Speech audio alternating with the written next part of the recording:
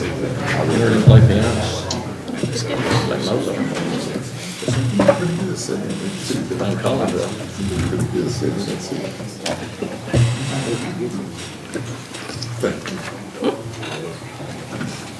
She looks like she's done something.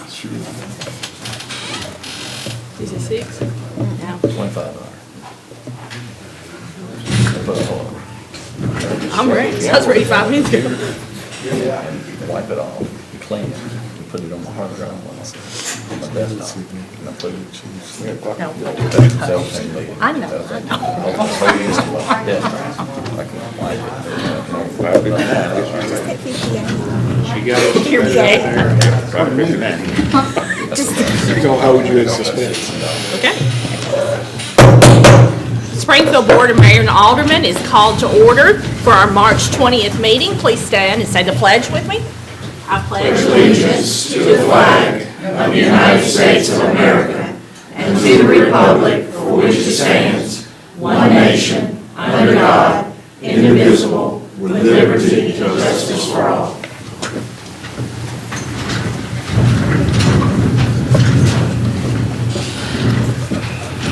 I want to welcome everyone to our regular scheduled meeting. We will get started with 1.2, the approval of the minutes of the regular meeting for the Board of Mayor and Aldermen held on February 20th, 2018. Do I hear a motion? Second. Are there any corrections? All those in favor say aye. Aye. All those opposed? 1.3, our public hearing. Ordinance 18-01, an ordinance amending the fiscal year 2018 annual budget of the City of Springfield by amending certain general funds and utility funds in the operating budget. Is there anyone that would like to speak? Please come to the microphone and you have 2 minutes. Please state your name.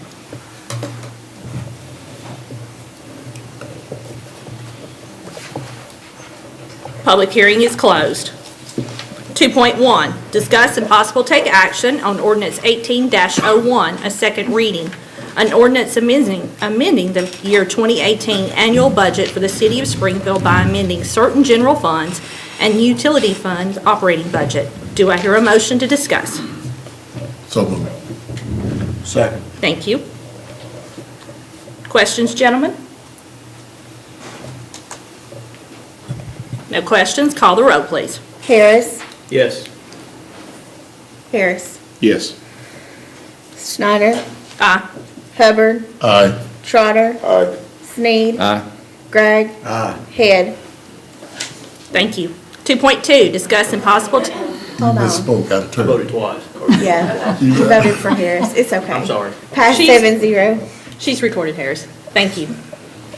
2.2, discuss and possible take action on ordinance 18-02, a first reading, an ordinance amending Title 8 of the Springfield Municipal Code by amending Chapter 2 entitled Beer by rescinding Section 8-211 entitled Minimum Distance from Church or Schools in its entirety and substituting a new Section 8-211. Do I hear a motion to discuss? So moved. Second. Ms. Brickles, will you please read it? Ordinance 18-2, an ordinance amending Title 8 of the Springfield Municipal Code by amending Chapter 2 entitled Beer by rescinding Section 8-211 entitled Minimum Distance from Church or School in its entirety and substituting a new Section 8-211 to read as set forth in Exhibit A attached. Whereas the Board of Mayor and Aldermen desires to reduce the minimum distance requirement from schools, daycares, parks, playgrounds, churches, and other places of public gathering for on-premises beer permit holders. Now therefore be it ordained by the Board of Mayor and Aldermen of the City of Springfield as follows.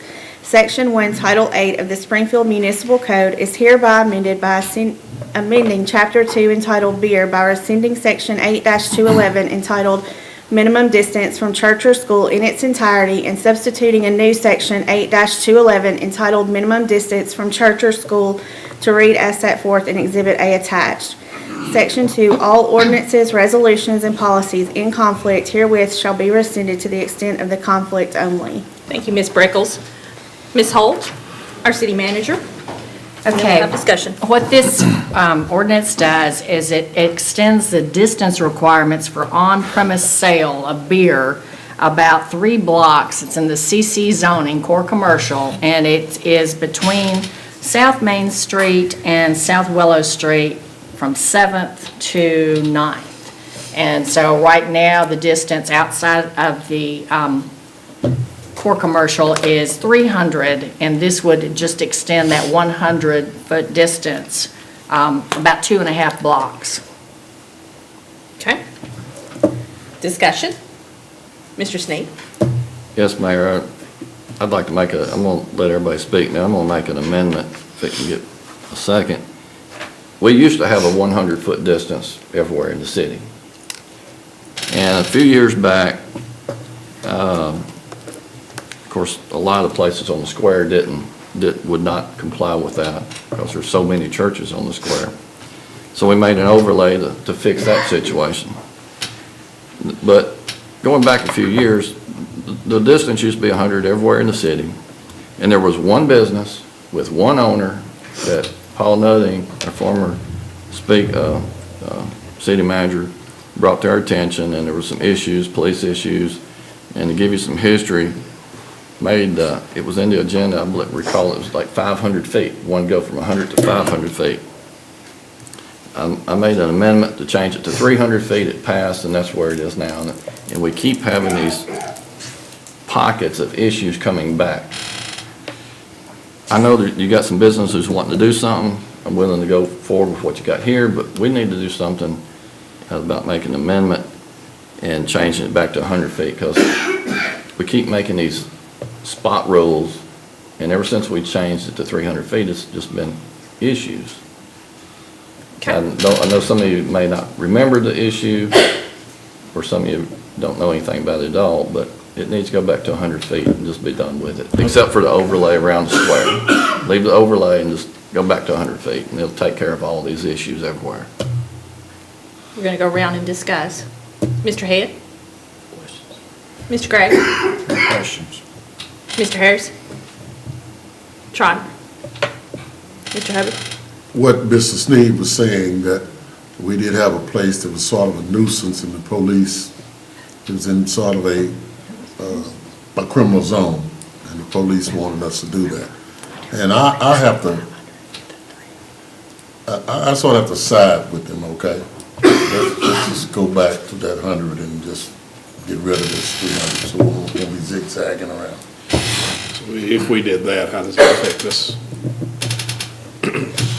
I'm thinking this was written just for the core commercial, and so we would probably have to do a larger amendment on the second reading to change it for citywide in the appropriate zoning classification. If he makes an amendment. If that passed. Should it be two different things? Well, what we're wanting to do tonight is extend a 100-foot distance.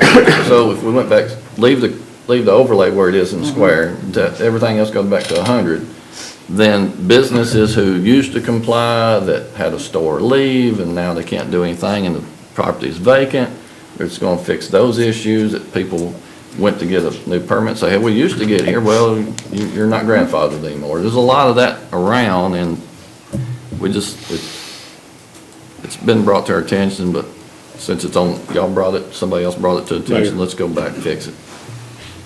Mr. Brewer, will you come to the mic? I think Mr. Brewer probably wants to talk about Malapazos going in on 7. It's not Malapazos, it's Public House. Well, not specifically, I had some questions about the potential amendment.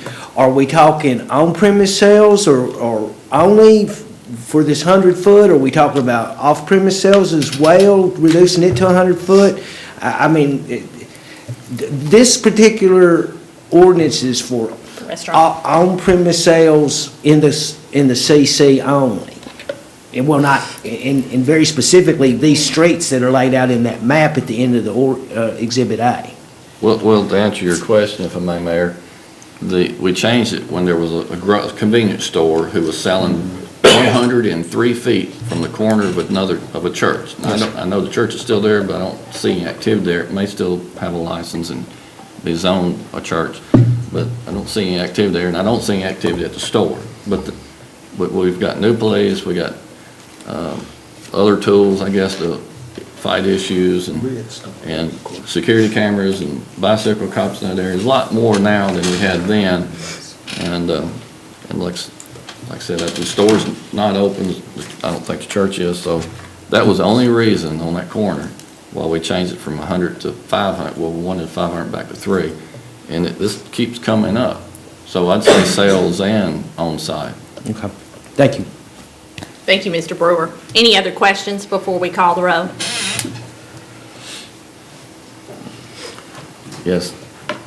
Mr. Gregg? We're voting only on, Yeah. Unless Mr. Sneed wants to amend, or Yes, you want yeah, to, you I'm want to gonna bring make that for another topic? How would you suggest we do this? Because we've done this before. Y'all bring amendments back that we discussed. Let's It's just too say- complicated to do here. We just for Can this for not be efficiency, we need to move along and have this brought back. Can this ordinance be amended on the second reading to incorporate other parts of this chapter and title? Because it's just the sections to make it in like this other CG classification, zoning classifications, and change the distance. Would that be too much of an amendment on this one ordinance? So we're I talking, wouldn't think so, because you're still talking about the same. You're still talking about this, Same- you're still talking about the same core. I was looking to see what about the package? if it's a different No, What- section. it's okay. The package and on-site, I mean, it used to be 100 feet. I mean, the original reason we changed it was because of package sale, you put in a sack and they carry it home and drink it. Right. That was, but you're talking about retail here. I think that was, I don't remember what the distance on that was. It may have been the same, but Because all we're changing here is for the CC zone on premise. But we keep spot zoning as the requirement comes up, and we're making an exception here, we're zigzagging, gerrymandering the lines over here, and if we're gonna do it, just go back to 100 feet and be done with it. But this is just about that core And, subject. and we're changing an entire area. It's not one specific location. Right. You're trying to basically extend the overlay. I think it's two separate issues. I think it's two separate issues. I think that the overlay. So we got an overlay here, and then right beside it, we're gonna make another set of rules that's 100 foot for this area, and then everywhere else in the city, it's 300 feet. And I apologize, how far out does the CC zoning go? Primarily just around the courthouse. Yeah. And this is still in that CC zone, correct? This. Yes. Yes. But I'm trying to fix the issues where people who were in between a business location that was selling beer before have come, that didn't know the rules were changed, and then they couldn't do anything with the property, and then it's caused problems for people that never caused issues with the police and drug use and hanging around and all the issues that was brought to us while we changed the rule before. There's different tools in the police toolbox, and Mr. Harrison? Would it not be better to pass or talk about just this one issue tonight and then bring back Right. the 100 feet next Two month? different Let it issues. be two Y'all different. have had amendments laid on the table, said, well, we want to do this. It's just for I think it's efficiency, move along with this one, but write up something where you Yeah. can make an amendment to go back to the old rule, except for the overlay. Yes, sir, but I think you vote on this, and I think you take the other up next month. Right, somebody's gonna have another to as prepare a it, because new- it's as too a new complicated to ordinance. do Yeah. verbally right here. Okay. So, We ready to move on? move on. Any more discussion before we call the roll, gentlemen? Call the roll, please. Schneider, Aye. Harris, Yes. Gregg, aye. Sneed, Aye. Trotter, Aye. Head, Yes. Hubbard, Aye. pass 7-0. 2.3, discuss and possible take action on ordinance 18-03 on a first reading. A ordinance amending the City of Springfield zoning ordinance, section 11-501A through section 11-510. Do I hear a motion to discuss? So moved. Second. Thank you. Will you please read it, Ms. Brickles? Ordinance 18-3, an ordinance amending the City of Springfield zoning ordinance, section 11-501A through section 11-510 to read as set forth in Exhibit A attached. Whereas TCA Sections 13-7-201 through 13-7-210 delegate the responsibility to local governmental units to adopt regulations designed to promote the public health, safety, and general welfare of its citizenry, and whereas the City of Springfield Planning Commission has reviewed this proposed ordinance amendment on March 1st, 2018, and recommends its passage. Now therefore be it ordained by the Board of Mayor and Aldermen of the City of Springfield as follows. Section 1, the City of Springfield zoning ordinance, Chapter 5, entitled Residential District Regulations for the City of Springfield is hereby amended by deleting the existing sections 11-501A through 11-510 and replacing with new sections 11-502 through 11-512 to read as set forth in Exhibit A attached. All ordinances, resolutions, and policies in conflict herewith are hereby rescinded to the extent of the conflict only. Thank you. Ms. Holt, our city manager. Okay, this is something that Mr. Brewer brought up during our strategic planning session about a new zoning classification. We have an R15. This is an RS15. The Planning Commission approved it, and it just allows for single-family dwellings in the RS15 zoning. Right now, the R15 is multifamily primarily, so. Okay, discussion, questions? So basically, no duplexes, or is that what you're saying? Right. In this section? Mr. Snee? Oh, sorry. Hold on. Single family. Mr. Snee? Yes, I don't know if, this section, if you look at the first page of the ordinance, as it says Exhibit A, and you got A, B, C, D going down, look at C right there. I got some questions about how you've got C written here. So somebody can qualify to build a duplex, and then, which is, make the bar's pretty high because it's been made in a way to discourage that compared to some other places, and probably for some good reasons. But letter C right there, it says drainage shall be checked to see if stormwater pollution requirements apply. Detention shall be provided if necessitated by slope or increased runoff due to impermeable surface area. So are you going to look at this and see if pollution requirements apply after they've built their property and their driveways, and then kind of move the goalpost back on this contractor, or is all this going to be known up front before he starts working? Because the way that reads, he's going to have his driveways built, he's going to have his duplex built, and then before final inspection, someone comes along and says, well, we're going to let you spend some more Mr. money Brown. on a detention pond. Okay, Mr. Sneed, I think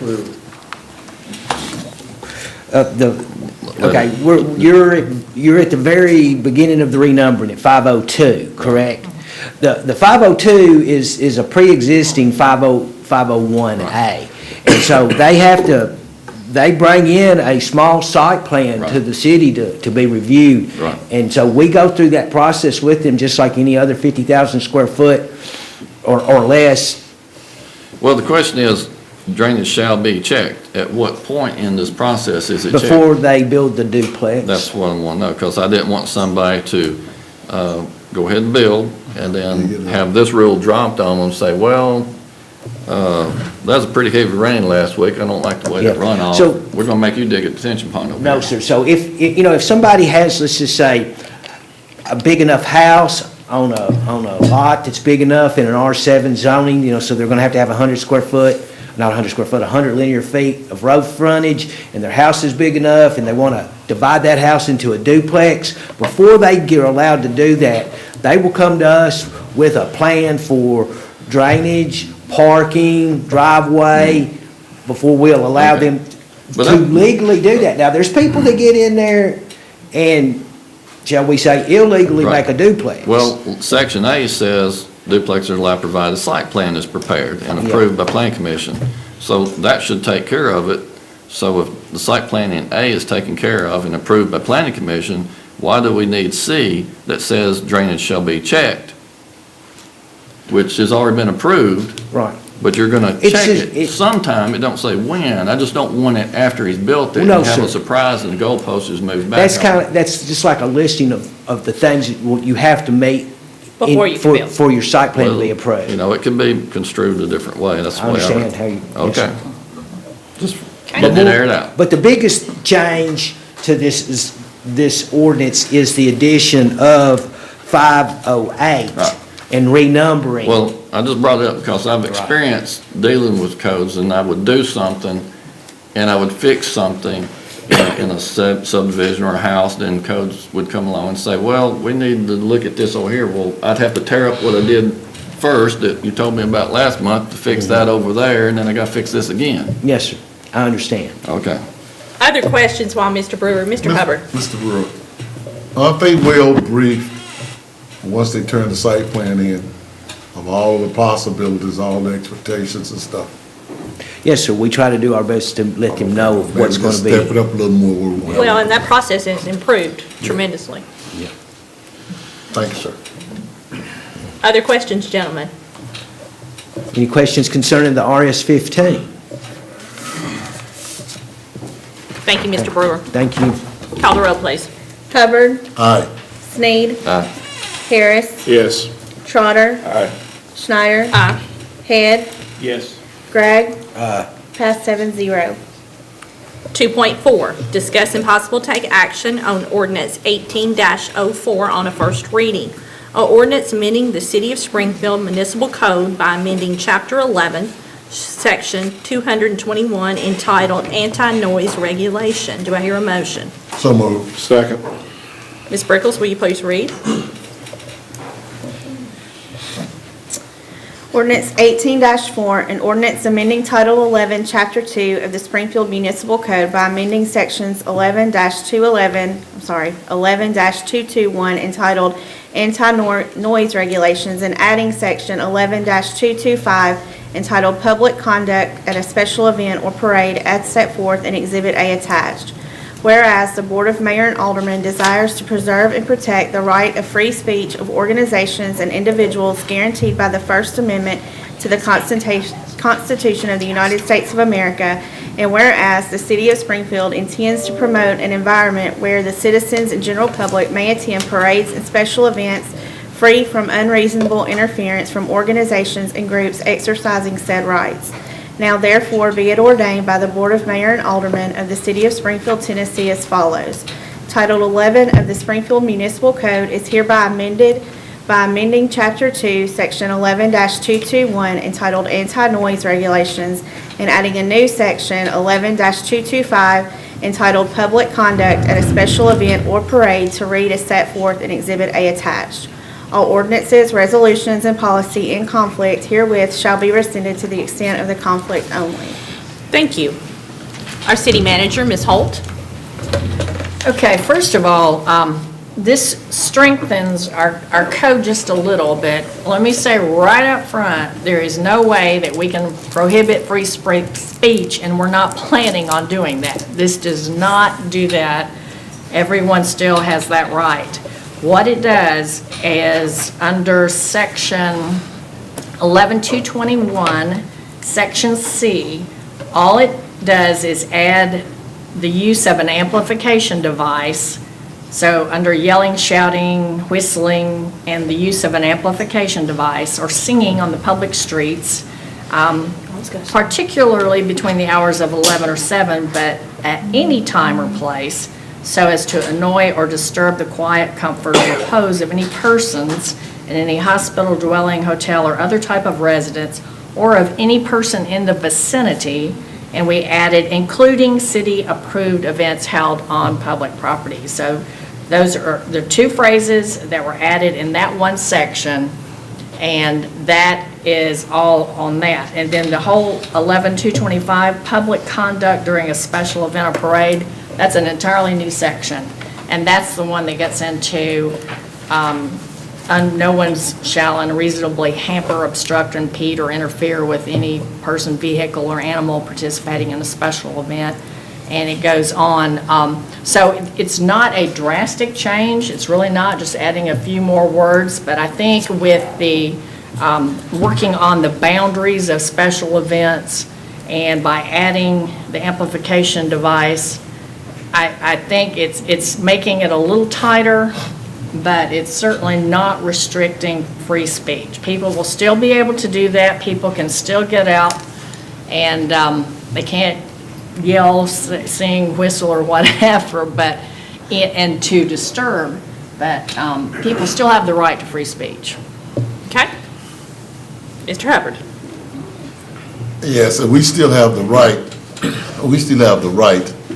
to make sure that there are no major insulting infringements. Yes. And also, I want to commend you, Mayor, for Channel 5. And I would just like to say, we are not indicting the preaching of God's word. We're not doing that. But when you come up here with bad theology and then profane someone in the process, we're not going to tolerate that. That's all I have to say. When I can't repeat what they said, Yeah, there's an issue. Anyone else? Yes, ma'am. Mr. Stain? What's the prescribed penalty for first offense, second offense, or third offense?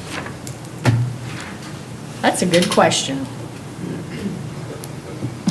Put some I teeth in believe, it. I believe historically what we've done is we've treated it as with any other citation, and there's a ticket issue. Christie. We're assuming, it's not in the ordinance. It doesn't say, we're guessing what we're going to do if somebody violates it. We've never had. Well, this just changed those two sections. It may be somewhere else in the ordinance. It all follows under under section 11. I'm going to look at that for next meeting. I can't. Mr. Trotter? So this doesn't affect, say, you got Taste of Country going, you got a live band or something? No. You got amplified devices or anything? It's the No. special event. That's a city-approved special event. We have to approve those. Any other questions? Call the roll, please. Head, Yes. Harris, Yes. Trotter, Aye. Schneider, Aye. Gregg, Hubbard, Aye. Sneed, Aye. pass 7-0. 2.5, discuss and possible take action on Resolution 18-10, a resolution declaring certain properties surplus and authorizing the disposal of such properties. Do I hear a motion? So moved. Do I hear a second? Second. Thank you. Any questions about? At least you didn't have to read it this time. I know. Call the roll, please. Trotter, Aye. Hubbard, Aye. Head, Yes. Schneider, Aye. Sneed, Aye. Gregg, Aye. Harris, Yes. pass 7-0. Thank you. 2.6, discuss and possible take action on ordinance 18-05, a first reading, an ordinance establishing a lien waiver policy for the City of Springfield. Do I hear a motion to discuss? So moved. Do I hear a second? Second. Please read it.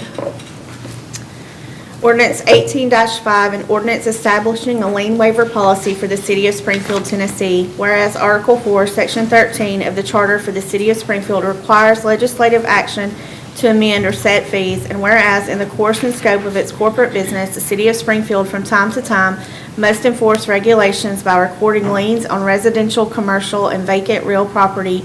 And whereas the City of Springfield understands that in a very limited situations, the circumstances may warrant a modification to a lien. And whereas the Board of Mayor and Aldermen for the City of Springfield requests city staff to prepare a standard policy to address lien waiver requests.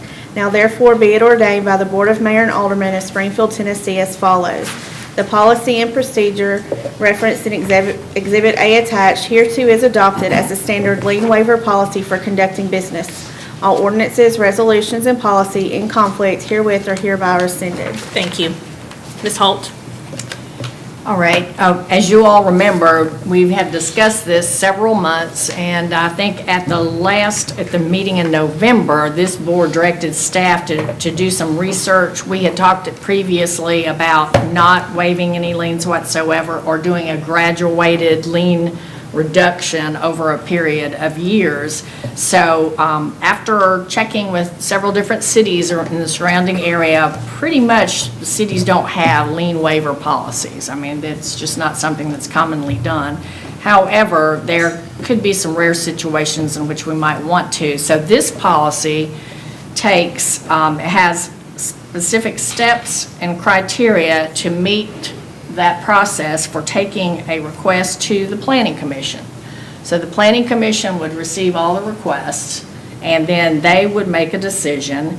If the person is not satisfied with the decision, then they can appeal it, and if they appeal it, it comes to this board, the Board of Mayor and Aldermen.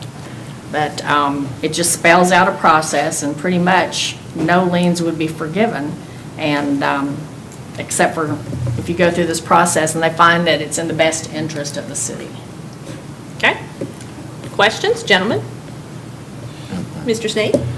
The policy as it's written, and as Ms. Holt just reiterated, that if it fails at the Planning Commission level, it comes to this board.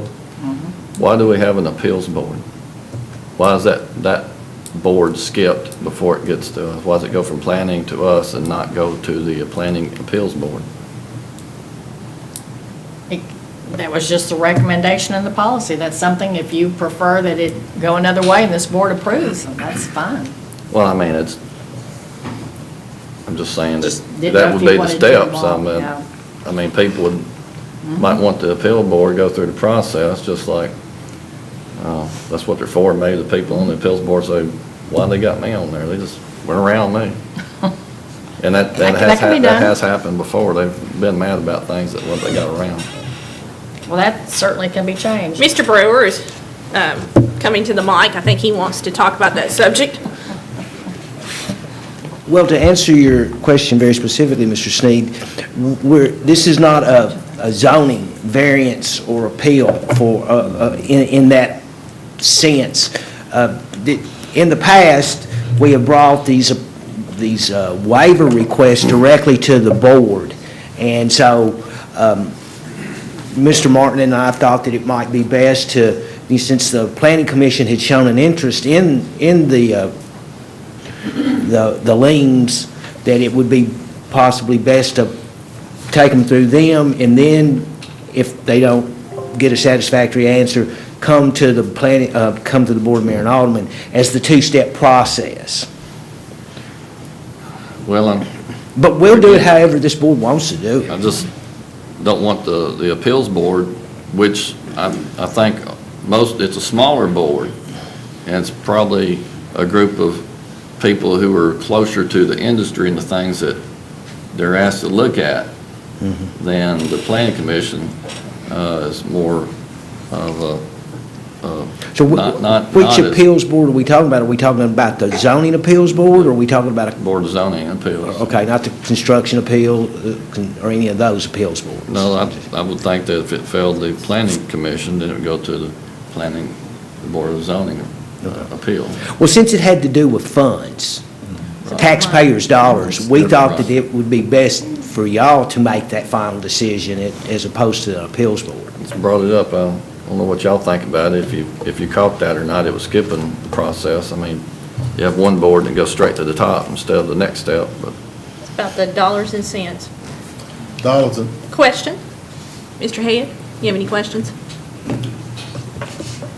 We're talking about tax liens and demolition liens? Yes, sir. Any of the liens. Any liens You that's can't do been... tax, that's against state Yeah, law. it's demolition and mowing. But we're liens. talking demo liens and mowing liens. Those are the liens that people have come to us and asked for forgiveness for in the past. The ones we put on. And they can be substantial. I think I think one of the main things that we wanted this board to understand about liens is that when we put a mowing lien or a demo lien on a piece of property, it's treated exactly like a tax lien. And then, so it has a life expectancy on it. From the day we file it, 10 years down the road, that goes away. Just like, but any other tax lien, am I correct? Yes. So, we cannot put contractor liens on these properties that make them permanent mechanics type liens where we can, if that property's sold, we can get our money back. Well, unless we let the contractor who does the work, somehow, He would put it on us. Okay. Any questions while Mr. Brewer's standing up here? Mr. Harris? So case scenario of what you're saying, then, what this board did a few months back on a piece of property on Woodland Street. You're saying by this would go to the planning commission first, Yes, and then if they did not like the outcome, it would come to this board. it can come to this board, doesn't mean it has to And come well, to if this they board. didn't like the outcome, They could ask you to consider an appeal. okay. So when we do a demolition on a piece of property, it's because the owner of the property has refused to do it or has not been, can the owner of the property be made to do it before the city does that, or? In some instances, they just refuse to do it. In other instances, they don't have the financial ability to take care of it. So we do it in both cases. Without the lien being taken away, then that piece of property cannot be sold. Well, it can be sold, but the liens have to be satisfied before ownership can be taken over. But after 10 years, the lien goes away. That Yes. might be a better question for Ms. Barty? Barty. Ms. Barty's wanting to speak. To Mr. Brewer and Mr. Harris's conversation, yes, those liens are unenforceable after 10 years. That's state statute. There's nothing that we can do after 10 years. Even federal tax liens die after 10 years unless they're renewed. My concern, and I appreciate that the Planning Commission would make an evaluation and make a recommendation, but ultimately, I'm not sure that the Planning Commission has the authority to forgive debt. I think that lies with this board. Well, I mean, if we delegate that authority to them in this, we can, because we delegate the airport board to take out loans and do work. I don't know if they take out loans, do they? But they do a lot of stuff over there. But ultimately, But we delegated the authority to them. I understand, but ultimately, that board is, it's a different type of board. The Planning Commission, the role of the Planning Commission in planning and zoning is to approve zoning and building, site plans, things like that. I don't know that they have a budgetary role. And ultimately, it's a debt owed to the city, and with a tax lien, I really think only the board can find one way or the other. I'm not sure that's something that you can delegate, because it's budgetary, essentially. Okay. Back to what we were talking about, though. So if we have a demolition against a piece of property and the owner of the piece of property chooses not to do anything about it or pay the expenses that we've incurred, and it's going to sit there, it can sit there for 10 years. And then at the end of the 10 years, it goes away, and there's nothing we can do at that time to gain what money we put out on that. No, sir. But yet it's also sit there for 10 years and not been on the tax record. Yes, sir. But if they purchase, if that piece of property, if the demolition lien was waived and the piece of property was purchased, any back taxes on that property would have to be paid, correct? Correct. Just the lien itself would not have to be paid. But on a lot of these properties, the tax revenue is so small that it would take Because it's in bad condition. 10, 20 years to offset it's kind of darned if you do, darned if you don't situation. So at what point do we decide to go in and do something to a piece of property? Well, and that brings up an excellent discussion point for this board getting with the county and setting up a land bank and actually taking ownership of these delinquent properties and then acting as a developer per se to allow contractors to buy those properties and develop them, and build on them. We kind of then would be able to control those properties, but we'd have to take ownership of them, and I'm not sure how land banks do that, but it's a discussion that we had at the last at our strategic planning meeting as a possibility of what we can do to redevelop these somewhat blighted areas within the city of Springfield. Now, a lot of these are already in the names of the city and the county. And we have found that some of the records where they were not sure when they went in the name of the city and the county, but from the time that it's in the name of the city, the taxes are supposed to be, they're not supposed to keep accruing. And I think there have been some instances where they have. And we have found instances where we have put liens on property that was already in the name of the city. And so, I mean, it's been working with the clerk and the master and having jointly owned property with the city and the county. Nobody in the world understands this complicated thing except Phyllis Morris. And she she talks up here and everybody else is down here, and we're trying to work out a process for coming up with a way. The county has a way to sell these properties, and we need to work with the county, and our hope is that we can do that pretty soon and have a similar process so that when there's a bid on property, it can be sold and there's one deed for joint city county, and we don't have to worry about all the complications, 2 deeds and 2 owners, and county says yes and we don't know about it, or it's very complicated on that part of it, which is separate from the lien policy that we're talking about. Well, my vote would be in the event of the land bank, because, we're losing money. We know that the gentrification and heavy purses are ready to come in and buy some of this blighted property and develop these areas. So, the sooner we can sell it, the better off that we are. So instead of procrastinating around with maybe this policy you want us to adopt, I think we really should push more for the joint venture of the land bank with the county. But that's a different issue. This is the liens on property. But they still saying liens still falls into the category of. It makes it difficult to sell. I know. Let's see. But I mean, I'm gonna go around the room. We want to. Hold on, I'm gonna go around the room. Let me finish this statement. We want to sell, because we're losing out by not selling. Mr. Head? Mr. Steen?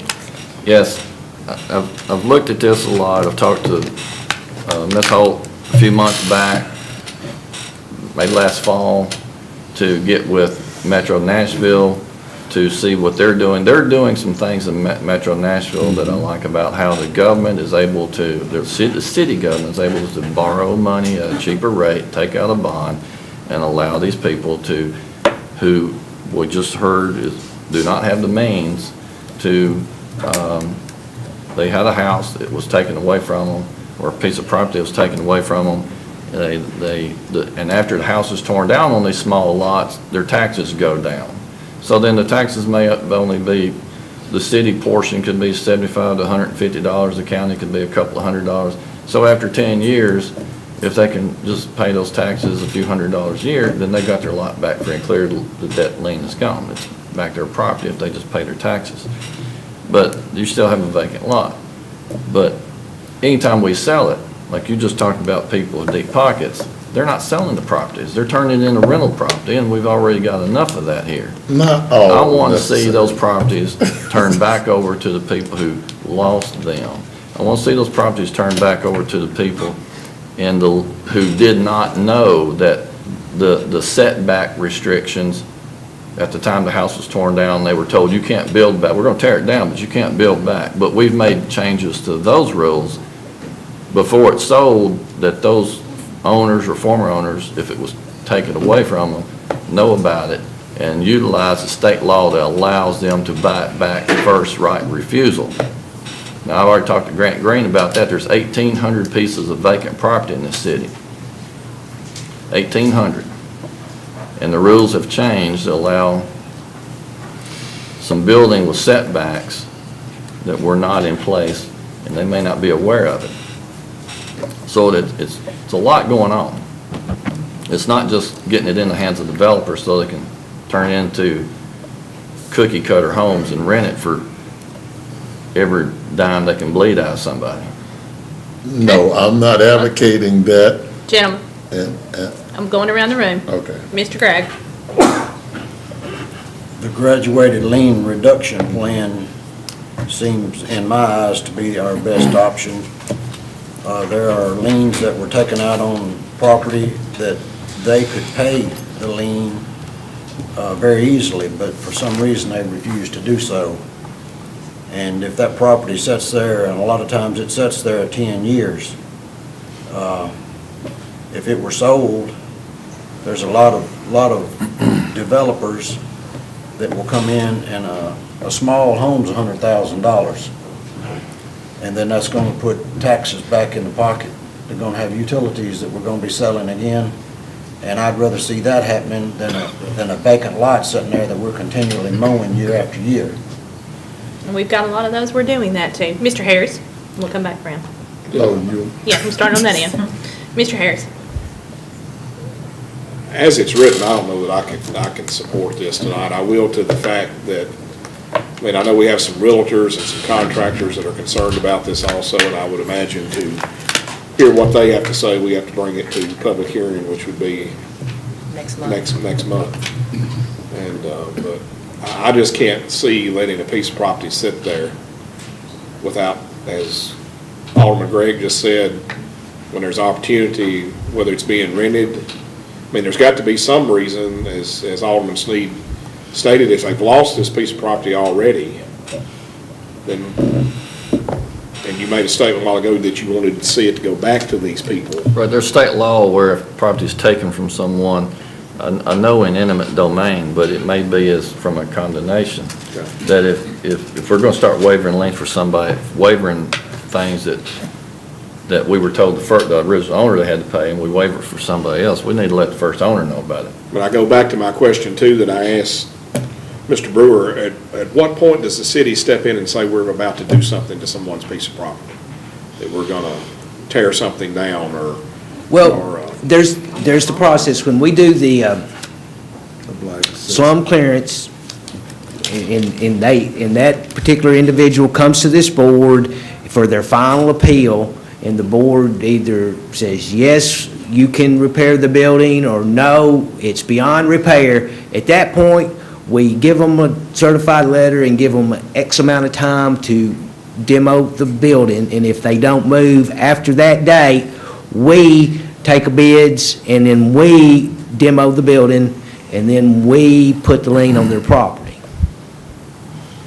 So it's usually about 30 days after this board says you have to tear it down before we notify them that we are going to move forward with taking bids to demo the property. But isn't it usually pretty generous as far as we're not doing it 30 days later? I mean, there's quite a bit of time that Let's say goes there's a by. certain piece of property that's in Yeah. name right now. We Yeah. haven't reached that point on that piece of property. Right. Yeah. The larger, the ones, No, I'm asking about one in particular. We haven't There's reached. several. that Royal point Inn on and Royal Inn. the We've Second not. Amendment. Yeah. Yeah, they've been condemned a long time ago. Seal test, milk test. Well, the Royal Inn has not been condemned through the slum clearance yet. No. The Second Amendment has. Seal test. So, Second Amendment was a long time ago. and the demo costs for the Second Amendment, I am going to discuss those with Ms. Holt during the Community Development Budget Review process. That's been a long time. Yes, Mr. but- Trotter? Didn't you state that the county has a way of selling these properties? The county has a process on tax sales when the clerk and master puts them up for bid and they receive bids, and the county has a committee that reviews and to whether or not they want to accept it. And we don't have anything like that in Do they have place. to wait, do they have to wait the 10-year period also? Or, No, they don't have to. so it's be done at any time? Yeah, the clerk and master has not been real regular, apparently, and Kim could correct me if I'm wrong, on when they have the tax sales. I think there are some They're issues. trying to get caught up. They're trying to get caught up. And so when someone makes a bid, then they have to advertise it in the paper and give people the opportunity to bid higher. Would send me that, would be a good idea to move that direction, and dispose of the property. That's my thought. Mr. Hubbard? I'm not going to say that people are ignorant of you have to pay taxes on the property. So I'm not going to excuse a lot of folks. Even if you inherit that property, you still have to pay taxes. And I'm not going to say that some of these nice cleared off lands that developers are not going to have a concept where people can buy those back. I just don't feel that everything will be turned into low rental type of situation as someone's trying to allude to. But the thing that I'm trying to say, the faster we move, understand me, the more we can see neighborhoods come up. Because I was just in an area today and you know, I counted about 15 vacant lots, and I can see some beautiful homes put there, you know? Single family homes, some beautiful homes, which will bring the neighborhood up. And that's what I want to move on, understand? Okay. Mr. State? One more thing from me. I've been asking for some models on what to do that the city of Nashville has been doing since last fall. We need to get, you know, I don't want to ask anymore. I want to see what they're doing. I want somebody to find out from their community development, have somebody come up here and talk to us. What are they doing as a city with their borrowing power to be able to do what I tried to allude to a while ago and suggest that we try to get the homes back into homeowners and not developers who lost the land. Because once the house is torn down or a building, their property taxes go down because it's just a lot. It's not a lot that's developed with the building. So they can probably pay their taxes out through 10 years and wait us out and get the lien. If we tore down a building as big as a motel, then they can just pay the property taxes and, well, they just had a windfall if they can just wait out 10 years. Well, we're not going to fight, let's stick with this. We're not going to fight the developers. And most of those people that allowed those houses to be lost probably don't have the money. I'm saying we do. Probably don't have, let me finish, probably don't have the money. And then you also have to understand, the metropolitan government is set up totally different than City of Springfield versus the Robinson County. So that's why Metro's probably moving ahead. Okay, as Mr. Sneed has mentioned several times, and as we have told him, Metro Nashville uses the Metropolitan Development Housing Authority, and they have a separate creature, an entity that can do that. They can get the low-cost financing and the loans, and they can do all of that. We're not set up that way. And I don't know if that's something that we could pursue in this city, or if so, it's something that you all would have to authorize, and we can certainly explore whether or not we can do that. We have a Springfield Development Board. Industrial Development Board. They just approved $7.5 million of loans to a lawyer in Nashville who is representing some kind of trust fund. You go online, you try to dig it out and ferret out who these people are that's behind this. And they bought the Holiday House here. They bought the Holiday House out in West Tennessee and bought the Holiday House somewhere down toward the other side of Murfreesboro. And our board approved this. Springfield board did. Now, why would our Springfield board do the authorization of a loan to a lawyer in Nashville representing a group that you can't find out who's behind it? They're not backing the loan. It was not pass and smell test with me at all. But the buildings, what it was, is the buildings had tax-free loans on it, and when the tax-free loans expired, they got more money, like as if it was a sale, and got another 30 years of tax-free. Excuse me. Okay, hold on, gentlemen. You're way away from. Hold on. But our board did that, but we can't do it for small homeowners. Yeah, I need to clear up a point. I'm going to ask our city attorney to talk about what the Springfield Industrial Board did. I know what they did. We had a It's a separate presentation item. here a couple months ago.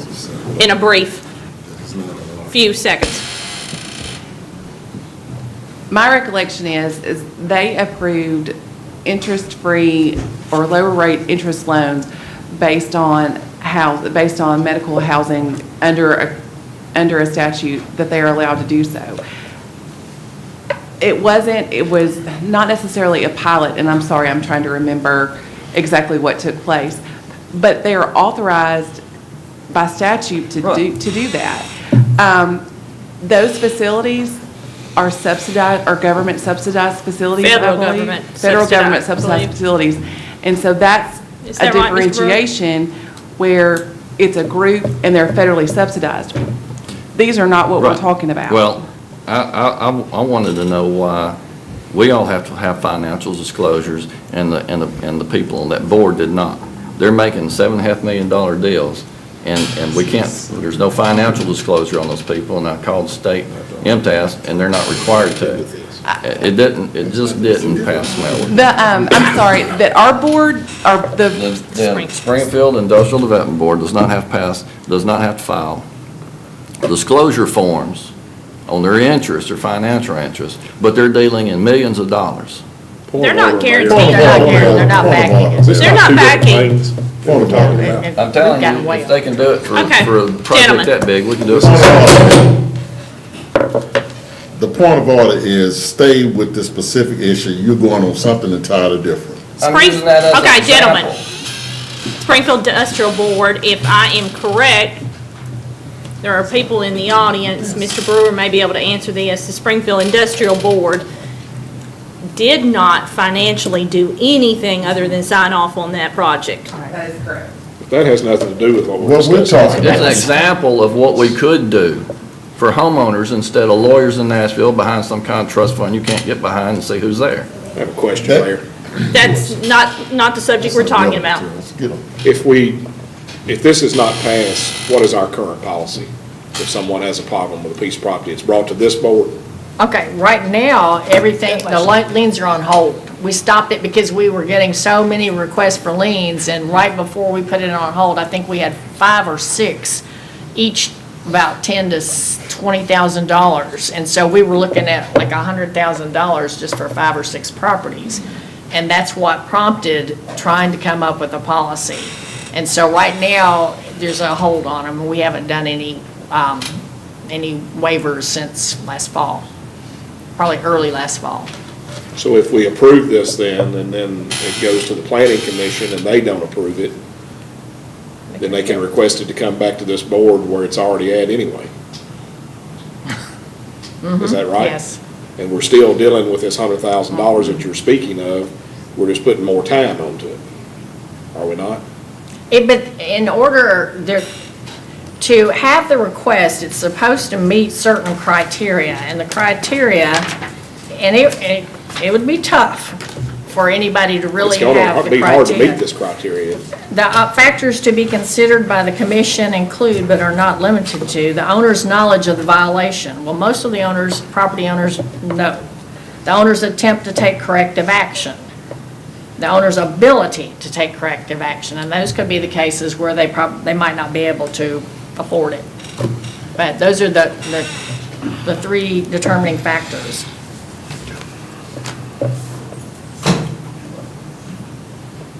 Mr. Martin, our Assistant City Manager. Kind of the way, Alderman Harris, that we envision that is to save time at the board level. If there is an appeal, all of the documentation that was discussed by the Planning Commission would be included in the packet. So the board could then review that prior to the meeting, and if it came time for that on the agenda and no one made a motion to discuss it, it would die. And the appeal would not have to be discussed, but it would be reviewed and be able to be discussed by the board if they chose.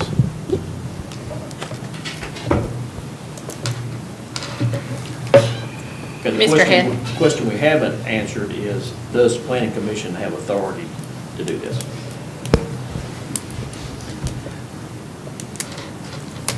Well, this policy has been out here for several weeks now, and so I'm hoping that the planning commission does have the authority. I think they have an authority to review and make a recommendation to the board. Mr. Martin, has provided a statute, and the last sentence of the statute is pertinent.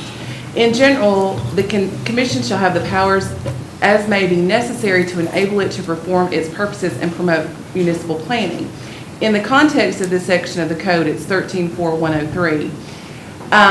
It talks about the duties and the abilities of the members of the commission, and I think that the sentence that precedes the sentence I just read you sets more of a tone and a definition. The commission, its members, and employees in the performance of its work may enter upon any land and make examinations and surveys and place and maintain necessary monuments and marks on such land. To me, if you take that as a whole, and we all know that I'm conservative, so I'll just say that. If you take that as a whole, that contemplates examination, review of site plans, review of an area. It doesn't get into forgiving liens.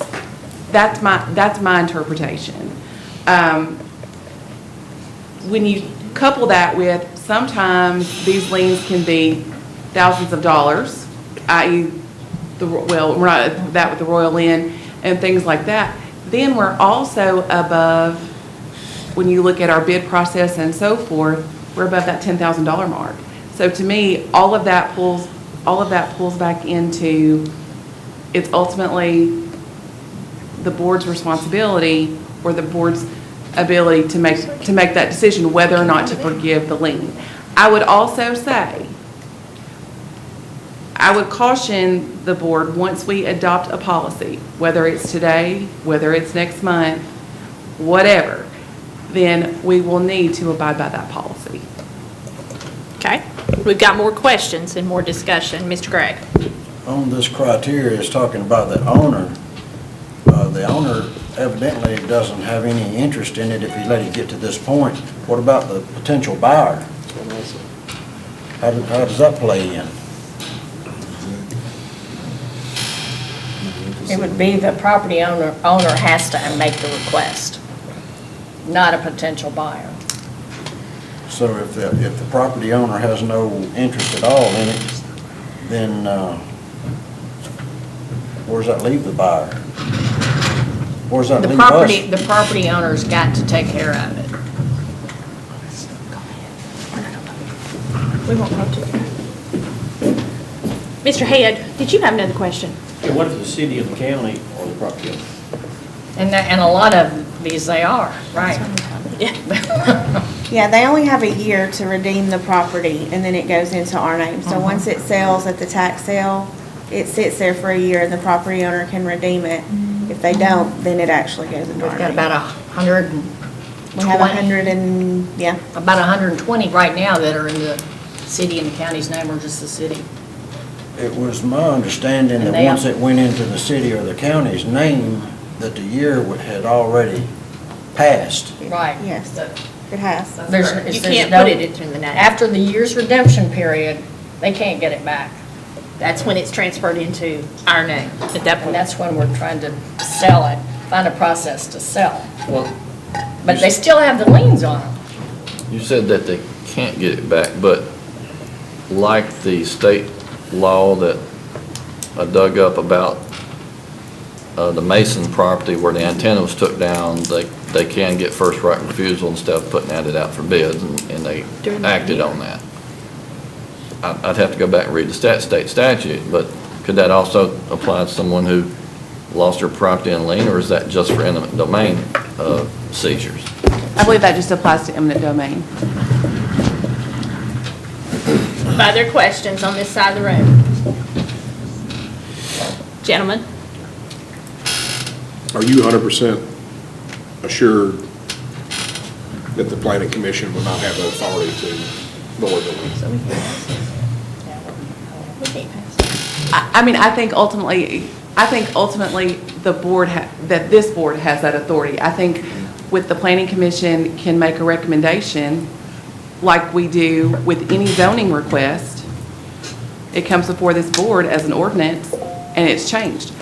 But the way this is laid out, this would give them that authority to waive a demolition lien if they sought to. If they, Because this is all about money, whether it's $1,000 or 10 million. This is dollars and cents. So Correct. basically, all the planning commission do is give a recommendation to us of what we should do. Well, this is giving What we- them what we- authority to do it, isn't Is it? giving authority or giving a recommendation? It's given authority. Give them authority. So they can't do that. They Okay. can't do that. I think, I mean, ultimately, I think it's how you interpret the statute. And if we interpret that statute, that in general, the commission shall have the powers as may be necessary to enable it to perform its purposes and promote municipal planning, if we believe that by forgiving that lien, that promotes municipal planning, then we're great. If we interpret it the other way, that is outside their scope, then no. I think if you gave a board authority to start dealing with money, there'd be lobbying to get those positions when they come open, because you see you have to look for people to find other boards, but all the boards that deal with money, they're coming to you wanting to be on it. Okay. So all we have to do is vote that it promotes municipal authority. That's what- So if you vote yes for this, you're voting to allow the other board to make the decision over the money. Correct. I want to make sure when we get, I know you've got a couple more questions, but when we get ready to vote, I want to make sure that everybody understands what you're saying yes to. Other questions? Mr. Harris? Ms. Hope, you stated that there are several pieces of property that are now in the ownership of the county and the city. Oh, quite a few. But we can't be the first city that has incurred this problem as to how to sell these pieces of property when we're joint ownership of the county. We're not, and when Mr. Brewer and maybe, when you, did you do the calling or did Gina? Mr. McLean. Mr. McLean. Well, Found out that, yes, it's there's a problem elsewhere. There but is no- not, most cities are at as great a loss as we are of getting rid of these properties that we have acquired through taxes. Our main purpose, though, when we reached out was about liens and how they handled liens. And in most cases, in all the cases, no other city forgives a lien. Mowing lien, demolition lien, they don't forgive them. They look at them as, that's the taxpayers' money that was spent. We want the taxpayers' money back, or we'll let the property sit for 10 years and we'll let it go off. But we make every effort to get the taxpayers' money back in the time frame allotted. Okay. That's the way most cities handle it. Ms. Barty, and then I'll go back around the room. And as the Mayor Schneider clarified where we are and what you're voting on, I want everybody to understand, this is demolition liens and mowing liens. Right. These are code violation liens. These have nothing to do with tax liens. No property tax. This has nothing to do with the property tax. The only correlation is that I know for a fact that there are several properties that the city owns and the city and the county own that have these demolition liens assessed as well. But I want you to understand, this policy only deals with the demolition liens, the mowing liens, the code violation liens, not taxes, not property taxes. Okay, Mr. Head? Well, I think we're being foolish by not getting these properties back into a productive status that will benefit not only the city of Springfield, but the city in general, And the county. and the county. Mr. Sneed? If the city waivers these liens, that'll be the bulk of, if it's any small house lot property in town, if it's dilapidated, the liens are always going to be more than 10 years of taxes. So you're saying that we have 150 properties now? I think it's about that people couldn't even 120 pay their something. couldn't even pay the taxes on? Now, the reason a lot of that, why we own those properties, is Because of there taxes. because of setback rules, they didn't think they could do anything with it. That's why I went to Grant Green and had him figure out how many vacant lots we had. And then from there, I wanted him to start contacting the people who stop paying their taxes and let it happen because they were originally told they couldn't do anything with it, that now that they could. That's why I want to get it back in their hands, that they can now know that that's not a dead piece of property, that you will have to buy the house next door, or things didn't qualify before. That's where I've got a problem selling it outside the person that we took it from. Mr. Gregg? I'm not saying to completely forgive the lien. We can discount the lien in a manner that will get it back to bringing in money for the city and for the businesses in Springfield. So the graduated lien reduction, like I said, I think is our best option. Okay. Mr. Hubbard? I am more comfortable with staying with the responsibility to deal with the public purse coming from the board of mayor and aldermen. I know we designate those people as our representatives to plan. When it comes to money, I'd rather just stay. Mr. Trotter? I like what Mr. Head was saying, and now does the vote on this get us there? It doesn't get us there. No. If we vote on this tonight, we move this to the other board to make that decision. We'll make an amendment that in addition to what's been presented to us tonight, that if the planning commission does grant a waiver, if this is passed, if the planning commission grants a waiver, that the board of mayor and aldermen could have veto power over it at the next regular meeting, that we could review what they did, and it's settled, the discussions are settled, and let that board deal with it, because they're usually pretty lengthy. Let that board deal with it. We can look at it like an appeals court and make a decision without having to go through all of what they just went through. Let them work all that out, and we can just look at what hashed out. Okay. And have veto power over it. Okay. Let me make sure I understand the amendment that's on the floor. You're saying that we would have the right to veto anything the planning commission did on this subject. Correct. Okay? And There's or approve. That were approved. That were approved. Right. Thank you. Okay. Do I hear a second? I'll second that. Okay. Any discussion on the amendment?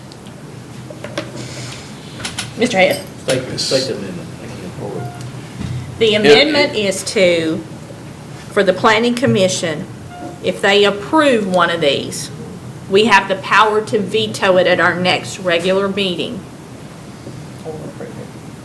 It would have to be approved at their meeting. We have the right to veto it. It wouldn't go into effect until after review by the board of mayor and aldermen. And a negative decision could still be appealed to this board. We didn't change that, so. It still comes to you. Well, that wasn't my motion. Right. Questions? My comment, keep the power within the board, period. Mr. Harris? I don't think I can go along with that. Ultimately, the budget comes to us. Yeah. It doesn't come to the planning commission. Okay. And when you start waiving monies that are out there, then they are somewhat in control of the budget. And that's what our control is supposed to be as far as representing the taxpayers. Sure. In my opinion, that's what we were hired for. They don't understand. I don't think they understand. Yeah. Mr. Trotter? But putting the veto power on gives that back to us, doesn't it? Give us that power, doesn't it? Yes, but they've hashed it all out. You can just look at what happened. Yeah, the veto. We don't have to deal with it. Right. We can look at it on paper That gives us back the power, right? through the agenda, and instead of spending an hour like we have here, let them spend an hour on it. We just review it. So if we decide to veto it, we're not giving that person the right to come and speak to us about the subject either with this. Well, I mean, it's already been, It's just a it's been question. approved. I mean, it's approved, that we're just looking at it if it comes to us. But we've If decided, if we reject it based on. I'm just thinking out loud, we've decided to, they approved it, we decided to, You've got the Vote- ultimate authority. but we're not gonna talk to them. So if they waive a demolition lien, are we automatically gonna veto it because they're dealing with the budget? Well, assuming that it was properly vetted and they asked good questions, We're not gonna know if they ask good questions, we're not gonna be there. well, I'm saying that, I'm just saying we'll have veto power over it. Good Yeah. or bad, whatever. Okay. Let them hash it out. We can look at it if we're not completely relinquishing that purse string. Okay. So might I ask, what option do our city manager recommend? No. Oh, yeah. I hate to say it, man, I don't know that I've ever said I agree with Alderman Sneed on anything.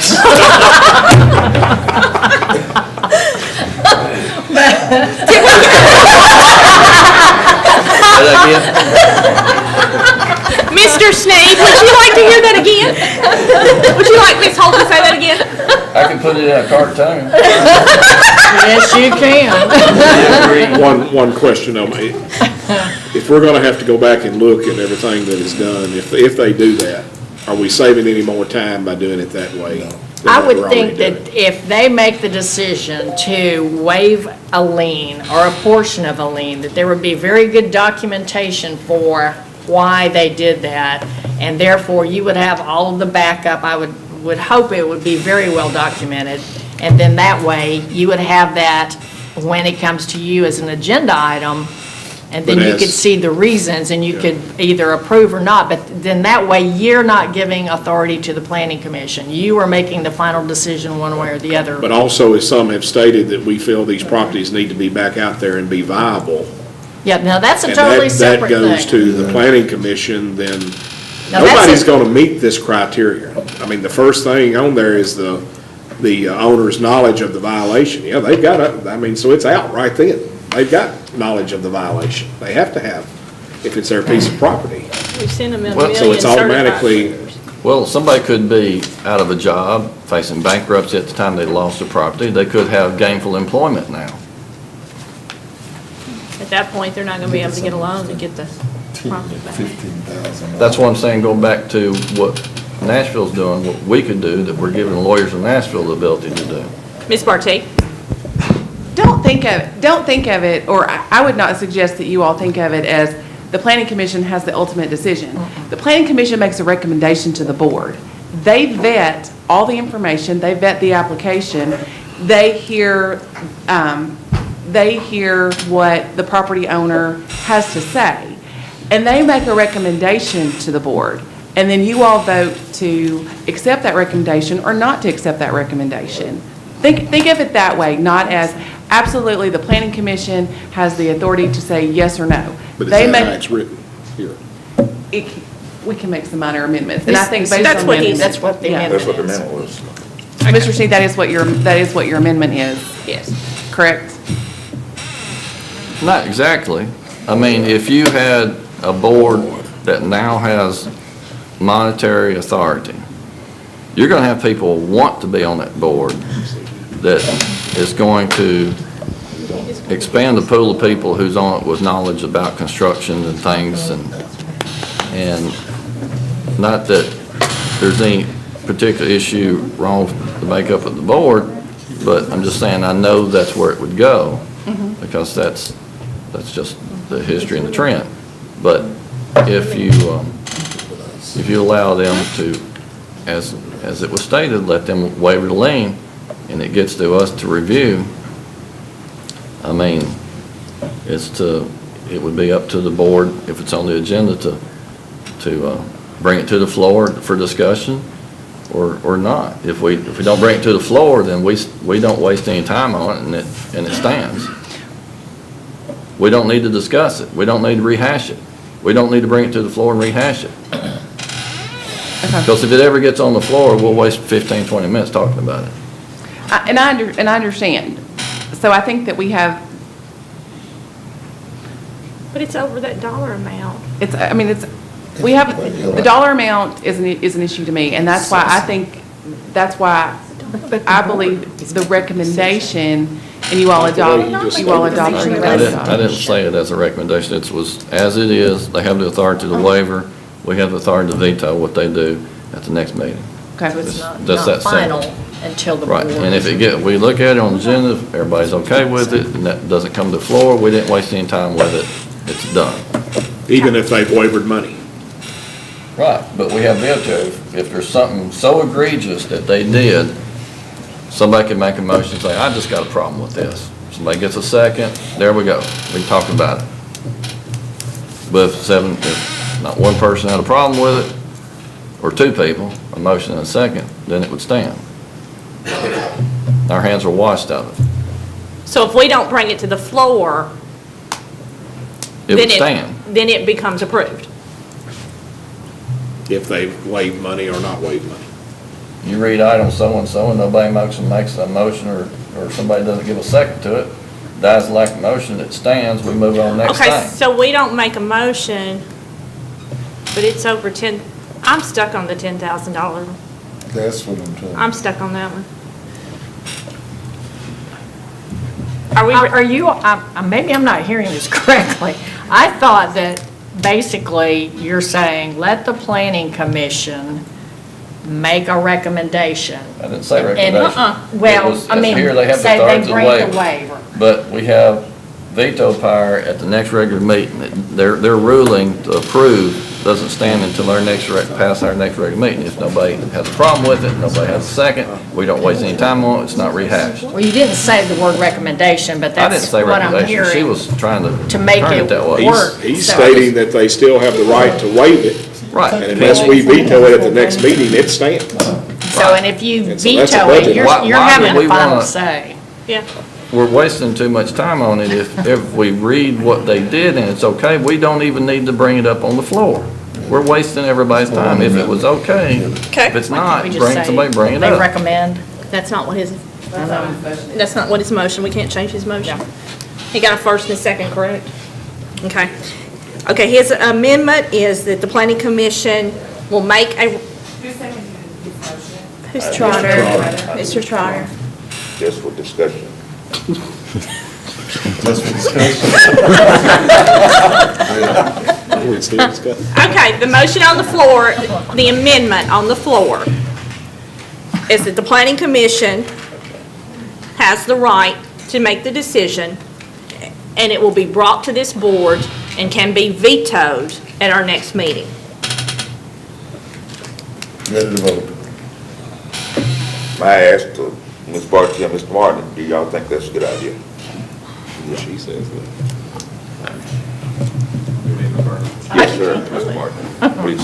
Please. Now, remember, you just sat here for an hour listening to this, so you're the one who's gonna have to wait.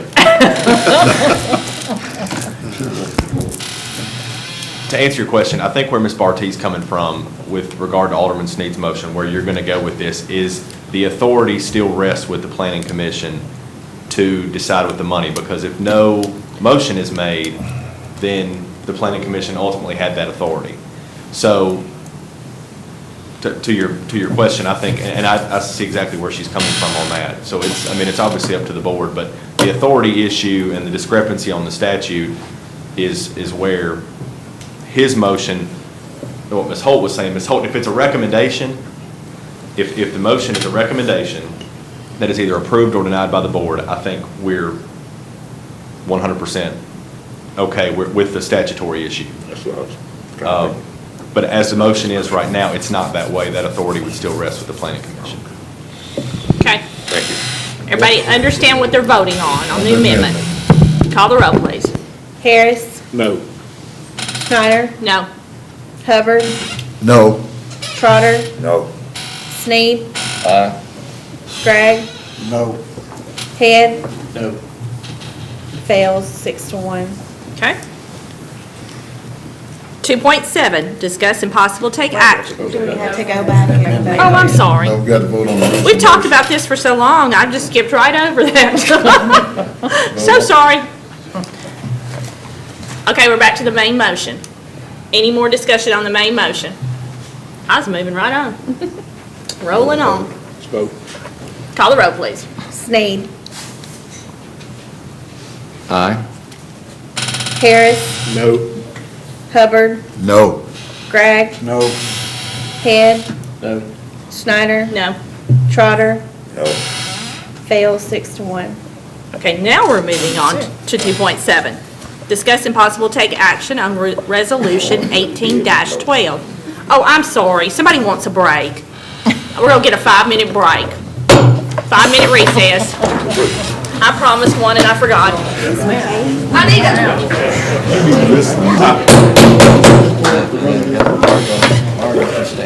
Our meeting is called back to order. 2.7. Discuss and possible take action on Resolution 18-12, a resolution allowing the purchase of services lost during a required probationary period for employees of a political subdivision participating in the TCRS in accordance to the Tennessee Code annotated Title 8, Chapter 34 through 37. Do I hear a motion? So moved. Second.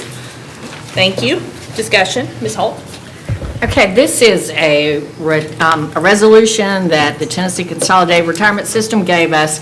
Our employees right now or forever have had a 6-month probationary period. So membership in the Consolidated Retirement System doesn't start until they've been employees for 6 months.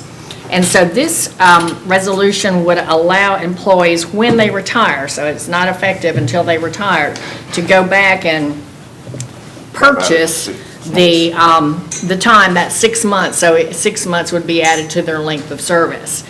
And the wage, it's not going to increase our contribution rate, but what happens is at the time that the employee retires, they go back and we calculate their first 6 months of employment. So the wages were a lot less, like in my case, it'd be 28 years ago. And so you would take 6 months, the first 6 months of employment, times whatever the contribution rate was at that time.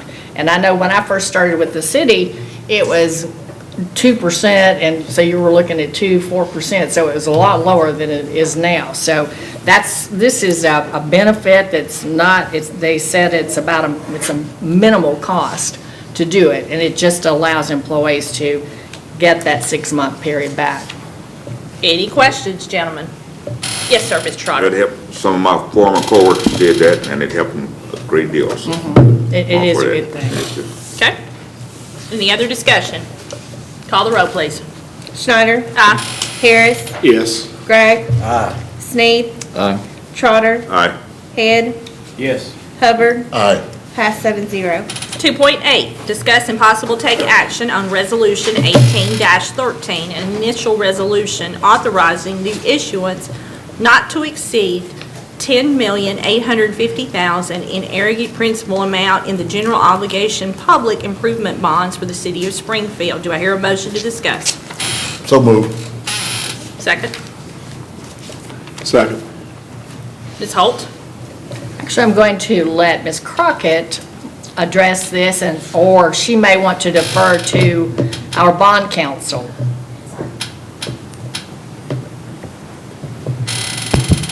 Ashley McEnulty is here. He's our financial advisor with Stevens, so he can kind of explain this. If you'll come to the mic, please.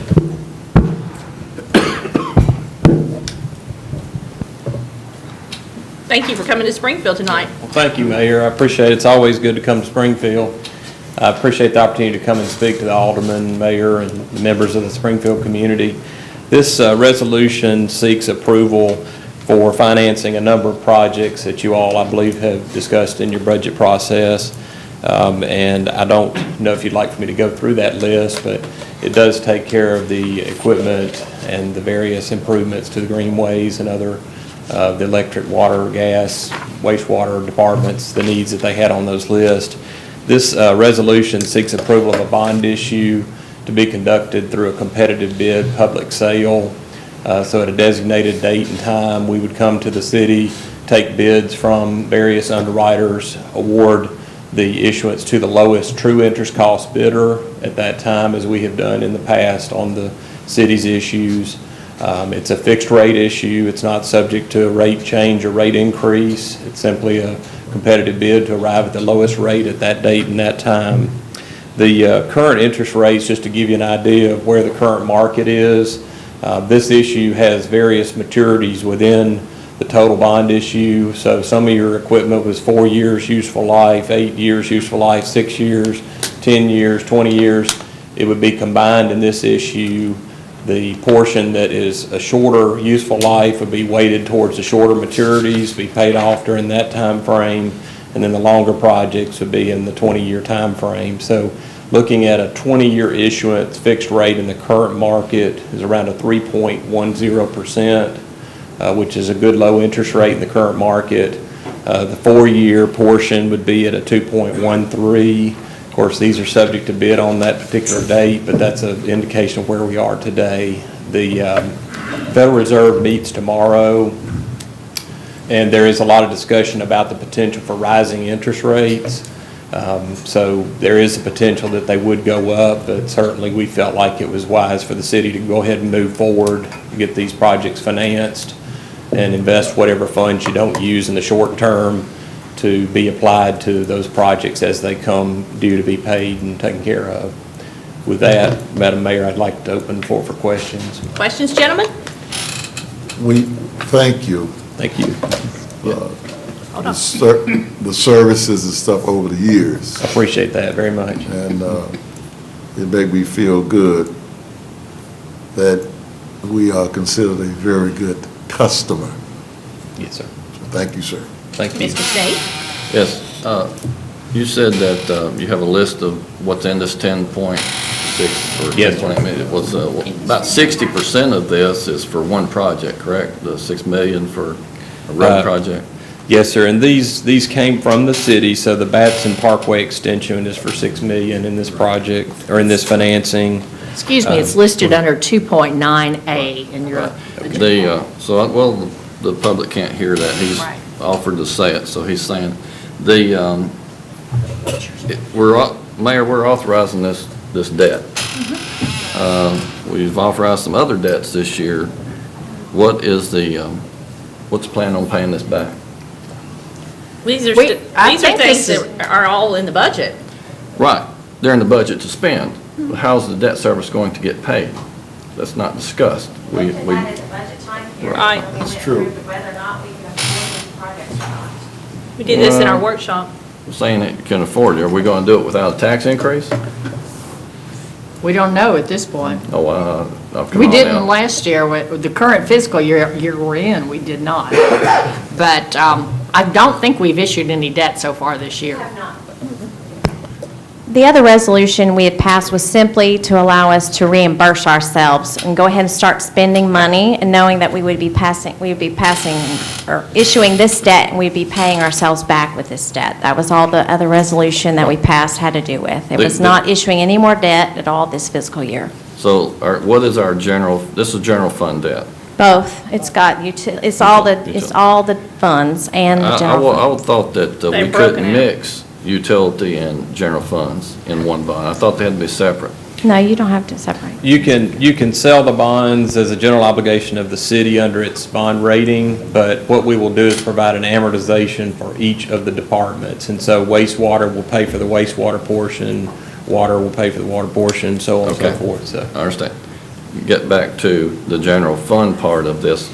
If you can, Ms. Crockett, for the public to hear before we vote on borrowing $10.5 million more dollars, can you tell for the public who's viewing, what is our general fund debt currently? I do not know that off the top of my head, no. Sorry. Is it over 20 million? I mean, we got the budget in. I'd have to look at the Probably can pull it audit, up. but I don't have the most recent audit with me. We had the audit presented to us last month. I'm sorry, I don't know that number off the top of my head. I can get it to you, but I don't have that off the top of my head. Okay, if you don't know the exact number, would you agree that it's over 20 million?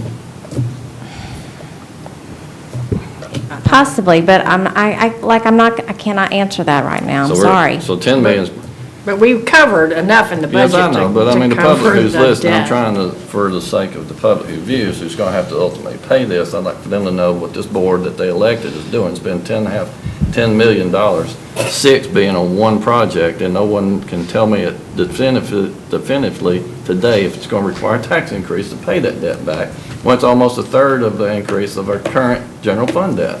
As of today, it does not require a tax increase. These Right, are all but the things that we voted on. That's always the case. You don't start making payments next week. It's always the can's kicked down the road a year and a half. I believe whenever we had budget meetings, we actually looked out a year in advance because we knew we were going to have to start paying back in the following year. We And we talked looked to about that. see what the debt schedule was going to look like at that time. Because that is why y'all came back and cut back a lot of projects that you had just added every single thing in. And so you decided, no, we cannot do that with the current money that we have and the amount of the debt service that was going to drop off and what this would increase. So yes, y'all did look at that at the time we went through budgeting. Thank you, Ms. Crockett. Mr. Hubbard? I must say to us and to the public, every project that we borrowed money for is a necessity to grow this city. And we have a lot of things that we need to improve on because we're growing. See, Nashville is coming this way, and there's a lot of things that need to be corrected in our infrastructure and other things. This scare tactic of how can you, well, we have paid them. We have paid them. We have borrowed money over the years to improve the city, see? And so whatever means necessary, we'll get it paid. We'll get it paid. We have a very conservative city manager. We have a very conservative financial manager. They have guided us through this over the years, especially Ms. Holt. She's been here over the years, okay? And we are known to pay our debts. Okay. Ms. Holt? I just would like to add, we have an A1 bond Thank you. rating, and that's pretty good, so I think we're all right. Okay. Any other discussion? There's nothing in this amount that we haven't already discussed during the budget Right, process. it's No. all in the budget. And it was all looked at then as to how it would be paid with current revenue. We hashed it over and over. Now, it is also true, though, that debt roll-off, we don't have as much coming around this time as we had last year. That's right, Is that's that right. correct? Okay. So That's good. bottom line, Mr. Harris, we'll have, in a Mr. year and a Trotter. half, we'll be asked for a tax increase. Because We may need a tax increase. This to be, Mr. Trotter? this to be voted on? Yes. I make a motion we vote on it this time. Thank you. Call the roll, please. Hubbard, Aye. Sneed, no, Harris, Yes. Trotter, Aye. Schneider, Aye. Head, Yes. Gregg. Passed 6-1. 2.9. Thank you, sir. Okay, we're not finished. Discuss and possible take action on Resolution 18-14, a resolution authorizing the issuance, sale, and payment not to exceed $10,850,000 in aggregate principal amount of general obligation public improvement bonds for the City of Springfield, Tennessee, and providing the levy of taxes for the amount of the debt service on the bonds. Do I hear a motion to discuss? So moved. Second. Thank you. Discussion? Yes, Mr. Hubbard? For the growth of this city, for the future of this city. Do you have something you'd like to say about this? The only thing I would just clarify for the board is this second resolution is a detailed resolution. It includes the details, the method of sale. The prior resolution was for transparency. It will be published in a newspaper, general circulation. That's required. It relates to the same amount, simply just a detailed version of the prior resolution. We're required to do this every time we issue a bond. in Correct. these On two new different. new money issuances, that's right. Any discussion? Call the roll, please. Head, Yes. Harris, Yes. Trotter, Aye. Schneider, Aye. Gregg, Thank you. Hubbard, Aye. Sneed. no. Passed 6-1. Thank you. 3.1, discuss and possible take action on the adjustments of the retail electric rates for the Springfield Electric Department due to the wholesale fuel cost adjustments by TVA. Do I hear a motion? So moved. Second. Mr. Gardner. Mayor, we got a decrease of 4.4% this month. Yay, let's vote on that quick. Any discussion? Call the roll, please. Trotter. Aye. Hubbard. Aye. Head. Yes. Schneider. Aye. Sneed. Aye. Gregg. Harris. Yes. Pass 7-0. Mr. Gardner, you can keep those coming, please, for next month. 3.2, discuss and possible take action on the adjustments of the monthly gas rates for the Springfield Gas Department. Do I hear a motion? So moved. Second. Mr. Riddle, do you have good news? My news is not that good. You should follow the electric department. I know, you're just, Gas adjustments up 16.2%. The NYMEX jumped $1 in 1 month on natural gas. ow! But that news, it dropped $1 this next month, so Okay. we're hoping that we're back down, but. It's snowing right The now. only thing I might could offer is we're back, we were paying the same rate back in January of 16, so. Good. Thank you. Do better next month, but I know, you're just the messenger. If I had a crystal ball and I could predict that, I wouldn't be sitting here. You'd be at home playing the stock market, wouldn't you? Call the roll, please. Sneed. Aye. Harris. Yes. Hubbard. Aye. Gregg. Head. Yes. Schneider. Aye. Trotter. Aye. Pass 7-0. 3.3, discuss and possible take action to improve the installation of a caution light on Batson Parkway at the intersection of Highland Crest College and Crestview Elementary School Access Road. Do I hear a motion? So moved. Second. Thank you. Any discussion? This was all in your packet. It's needed. I had a close call yesterday coming out of there. It's really needed. What is the cost of this? Paid by Paid by the county. the county. By the county. Any other questions? Vote. Call the roll, please. Harris. Yes. Schneider. Aye. Hubbard. Aye. Trotter. Aye. Sneed. Aye. Gregg. Head.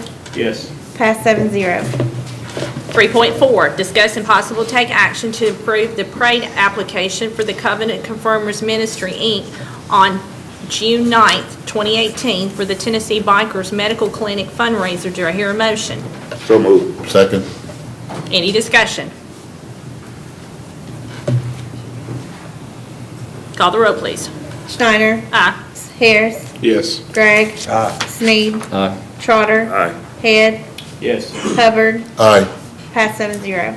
And I just want to stop and thank Covenant Confirmers Ministry for what they do for our community.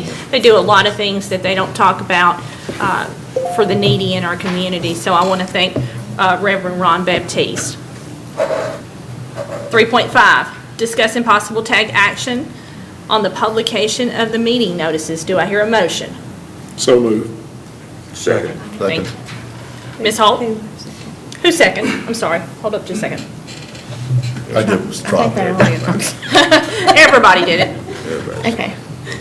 Ms. Holt? Okay, last fall, I think it was, when we were having so many special meetings and we were doing study sessions and interviews and all kinds of things, Alderman Harris found out that we could have a quicker turnaround if we adopted a policy where we just announced where we were going to publish notices for our meetings, and we wouldn't have to put it in the print media every time.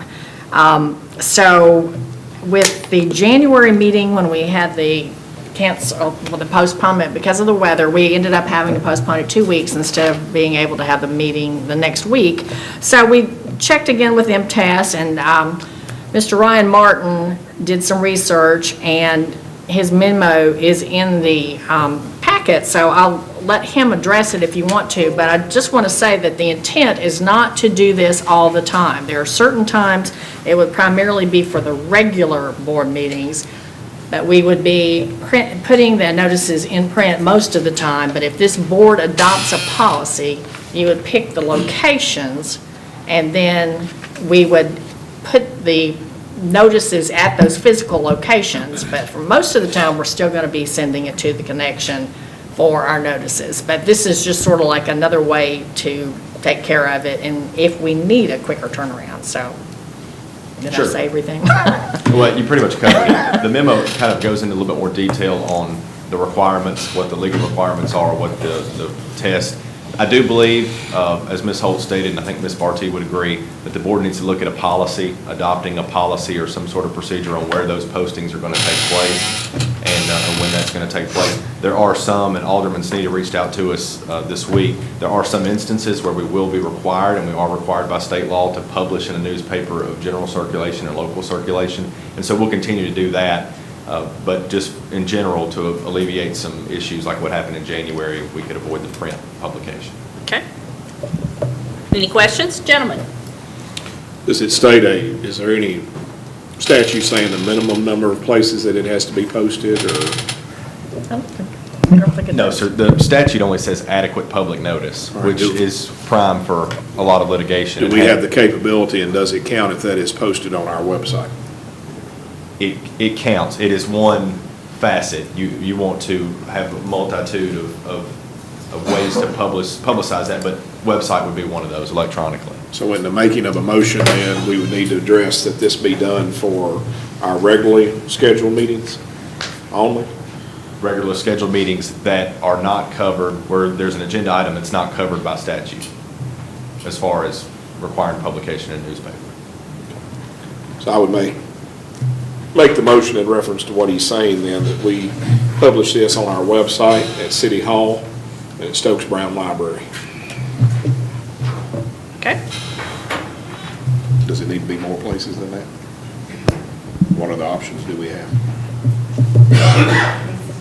H.G. Hills? You could put it, it could be at each physical location of all the departments. All the departments, okay. You want to try to encompass as many people as possible. I've Try to seconded. reach as many people. So to, Okay, let's make sure I understand his motion. I need to make sure I've written this down right. That we publicize it at City Hall, City Hall, Stokes Brown Library, Stokes Brown, city website, city website, and all the city departments. and all city departments. Okay? He has a motion on the floor. Do I hear a second? Second. Okay. Discussion, gentlemen? No discussion? Call the roll, please. Head, Yes. Harris, Yes. Trotter. Aye. Schneider, Aye. Gregg, Hubbard, Yes. Sneed. Pass 7-0. 3.6, discuss and possible take action to the appointment. I'm sorry? Do we have to go back and talk about? No. Okay. 3.6, discuss and possible take action on the appointment of the Board of Zoning and Appeals. Do I hear a motion to discuss what's in your So packet? moved. Do I hear a second? Second. Okay. Any discussion?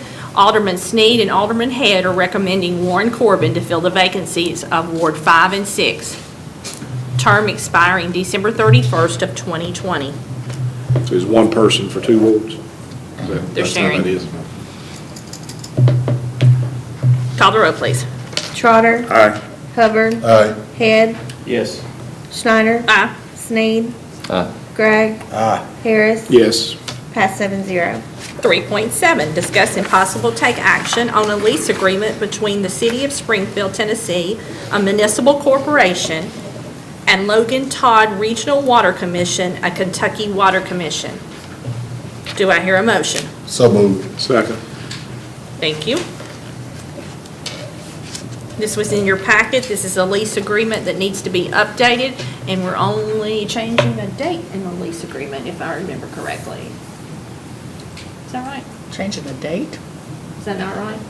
No, they've already signed it. Logan Todd's already signed it. I know, we have to pass it tonight, so it will be, Right, this is one of the last remaining items for Logan Todd to get their funding from rural development.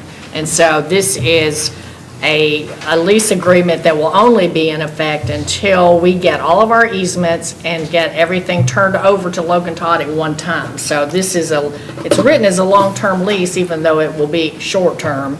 And then it will, like I say, it'll be in effect until we turn everything over to Logan Todd at one time with one transfer. we're getting much closer. Any questions? Call the roll, please. Sneed. Harris. Yes. Hubbard, Yes. Gregg? Aye. Head? Yes. Snyder? Aye. Trotter? Aye. Pass 7-0. 3.8, discuss and possible take action to have a hydraulic study performance on the water system. Do I hear a motion? So, second. Thank you. Ms. Holt? If you remember when we had our special session on the water system, it was kind of an eye-opening experience for a lot of people in the audience and probably on the board as well. One of the things that Sharon Rollins from MTS suggested was that regardless of what the board chooses to do, as far as the growth of the system, we need to have a hydraulic study. And so whether we grow or not, and Mr. Beers went out and got some prices, and they're not cheap. It's either $100,000 to $125,000. Next week, we have our special meeting on the 29th to go over the recommendations on our rates for our rate study for water and sewer. And so at that point, we will know what they're recommending, but the reason this is on here is you all had requested an amount, and we need to go ahead and do it. Is this a request to put out an RFP or? RFQ. To what they would bid to do our study? Right. So you need us to pass tonight the ability for you to do that?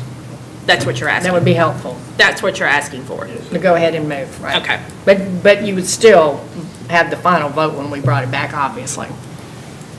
But if you would just authorize us to go get the RFQ. All in vote? We don't have a motion. So moved. We don't, do we have a motion on the Yeah, we floor? did. This was just to discuss, it didn't really say, well, it did in the memo. Yeah, Possibly take It did in action. the memo. Yeah, I'm I'll make a sorry. motion that we, We've already got it, we don't need it. I'm off in another lane. Come on back. So sorry. We're ready to vote then. That's it. Call the roll, please. Harris? yes. Schneider? Aye. Hubbard? Aye. Trotter? Aye. Sneed? Aye. Gregg? Aye. Head? Yes. Pass 7-0. 3.9, discuss and possible take action to approve the easements of Old Greenbrier Pike Sewer and the Logan Todd Regional Water Commission. The easements are listed in your packet. Do I hear a motion? So moved. Second. Mayor, Yes, sir. I'd like to, make an amendment to separate these. The first one of $6,800, I'd like to view it separate.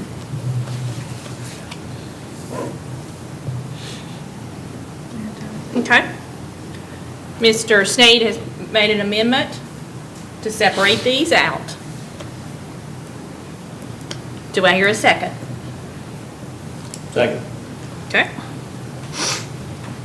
Discussion. What's Which one the you want reason to? for separating? He wants to separate them. May I ask Just the reason? just the first one.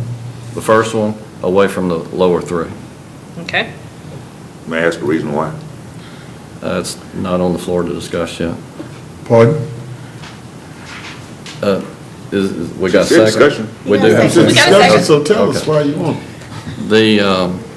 The reason why is I'm looking at the comps for why that's so expensive. We haven't given a $6,800 easement to anybody throughout this entire process. I don't think we've given that much. Maybe not on Old Greenbrier. Right, oh, well, that's right. I'm thinking on the sewer issues that we're dealing with going out towards the water line from Todd Logan Todd, but this is, yeah, I guess that's confused because it's referenced in here, so that, yes, that's right. But I'm looking at the comps. Basically, I'm looking at comps on that property. I'm not jiving with it, and there's some other issues that are going on that you need to be aware of before you vote. I know some things you need to know about it before you vote. Okay? The amendment on the floor is to separate the two issues. So we're going to, his amendment is to discuss Hillcrest Church of Christ separately. Do we need to vote? We need to vote on separating them, correct? Okay. So our vote right now is about separating them. That's his amendment. That's the one he wants separate. Yes. Everybody ready to vote on that? Call the roll, please, on the amendment. Hubbard? I'm gonna say no. Sneed, Yes? Harris, Yes. Trotter, Yeah, it's separated for discussion, yes.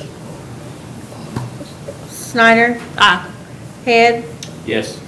Gregg. Aye. Pass 6-1. Okay, so now we're going to Okay. take each one of them separate. We're going to take Hillcrest first. Now, the three of them are staying together. You're going to take the three. Right. We're taking the first one for Old Greenbrier Pike, and then we're the three together. So we're going to discuss Old Greenbrier Pike first, because it's the first one on the list. Okay. Do we need to make a motion for that, or is it just we start discussing on it? Start discussing. Okay. We voted. I'm looking at I had the comps for that property. It seemed pretty high for the distance and the amount of land. And the comps are coming from Bradley Drive near our heavily commercial developed area around the new fire station, substation off of Bill Jones Drive. The Bats Boulevard corner lot that's next door to, that would be between Tennessee Transmission and the building that I'm remodeling in the middle of the road right there. It'd be that vacant corner that Mr. Moore's going to build some condos on. That would be a comp. And then Ted Doris Road. So those were the commercial industrial comps. There's some residential and some undeveloped properties that were also mixed in there for their average. The issue with cutting across the front of the property of the church is that Rusty Fox, a developer, who came to this board wanting sewer on the other side of the road, was unsuccessful, and it's residential, which would have been a cheaper easement if we'd gone across his residential property instead of coming across and coming down the commercial property. Now, we denied Mr. Fox access to sewer coming down in front of his mother's property, which is across the street from where we're talking about tonight. We wouldn't even give him a piece of pipe down the property where he could have gravity flow from his mother's house out to the street. We made him pump from his mother's house up to the corner of his property, and that's where the decision was made by our last water department manager to cut across, and I think, from my perspective, was for spite against Mr. Fox. Now, if we're going to run it down the road and then cut across, we need to do it in front of Mr. Fox's property and pay him residential easements instead of commercial easements on the other side. It would be cheaper. And you're still going across the road and Mr. Fox gets access to sewer. The church doesn't need access to sewer. Yes, Ms. Holt? Of course, Carol Croft and Associates does these, and they do the negotiating. If you're basically saying we need to redesign, we would have a lot more money in the redesigning to go across the street. And it's also, I think it's the church and the house next to it. And I think when I just had a glance into the comparables, and they were based on the square footage, per square foot price. Right. And I assume that, of course, that's a lot of frontage there. And I hear what you're saying about the commercial versus residential, but I thought they were looking at vacant, residential, and commercial, and coming up with a square foot. And There's sort of no combining potential it all. development, the property for potential development on that side of the road. There is behind Mr. Fox's mother's home, where there's a big field that goes over to Bradley Drive that does need access to sewer. And for spite, our former director stopped it at the top of the hill where it'd have to be pumped up there. Other discussion? Mr. Hubbard? There was no spite, and there should not be a comparative discussion with Mr. Fox's situation, this situation. So this filibuster just doesn't carry its weight, so. Look, Mr. Hubbard, We please. don't need to do that. Gentlemen, Let's don't go back and There's forth. property that needs to be developed, potential development property on the north side of the road. There's none on the left, on the south side of the road. So you want to run it back off the Well, road? I mean, we only had 2 weeks to look at it, but I'm just bringing it to your attention. You can vote on it tonight. I'm just bringing something to your attention. Okay. You can do whatever you want. Other Bring discussion? it to Church your property attention. now presently have sewer? I can elaborate with Mr. Terry Beers is coming to the microphone. He is the I'm a little interim. familiar with it because this was a design I did. I think you came by, Mr. Gregg, and looked at the design. It was to get sewer down on the left-hand side there as you go down over Greenbrier Pike. These people have had for years, never had sewer service. And that was the main objective, is to provide them service. When we came, we were looking at the cheapest way to get that, most economical as far as getting service to Mr. Fox's property. It does turn right there and goes down to, I guess, the apartments down there.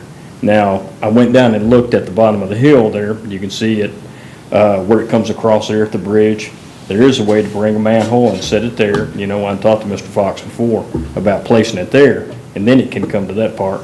Rather than spend the money than go all the way down, I can provide a cheaper cost by coming the way I did, set a manhole there, come and tie it into the main there at the apartments. And then we can come down to the bottom of the hill and run across the street with a single manhole to provide down at the bottom of the hill. And that's much cheaper on that design was. Now, I could have came down on the other side, but it was gonna be several $100,000 more if I went that way. You know, you've just got a ravine and several places there we'd have to cross. Well, I mean, if Thank you had just came down to the lower end of. Okay, our discussion is about Old Greenbrier Pike and the church. All right, cut me off, that's fine. Mr. Beers, the church, do they presently have sewer? No. Oh, yes, they come down the other side there, I'm sorry. Yes, they do. But on the other opposite side of the street, They they don't, don't. no. But in those two things, what does that have to do with the easement price on Well, this what piece of does, property? I don't understand your question other than you're saying, why are we obtaining an easement or? We're gonna have to get an easement on their side because they have sewer.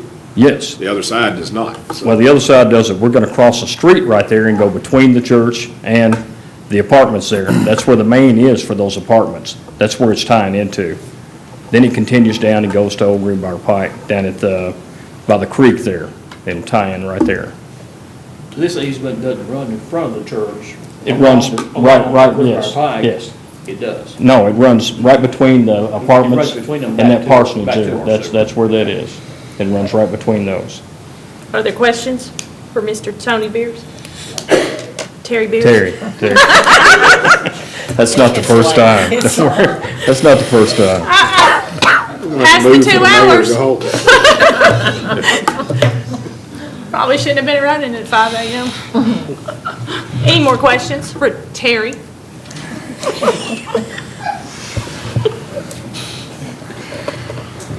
No questions? Call the roll, please. So where we at? We're voting on the Old Greenbrier Pike. Just on the church easement. Just on that church easement. Whether we approve it or disapprove it? Yes. Head, Yes. Harris, Yes. Trotter, Yes. Schneider, Aye. Gregg, Hubbard, Aye. Sneed, No. pass 6-1.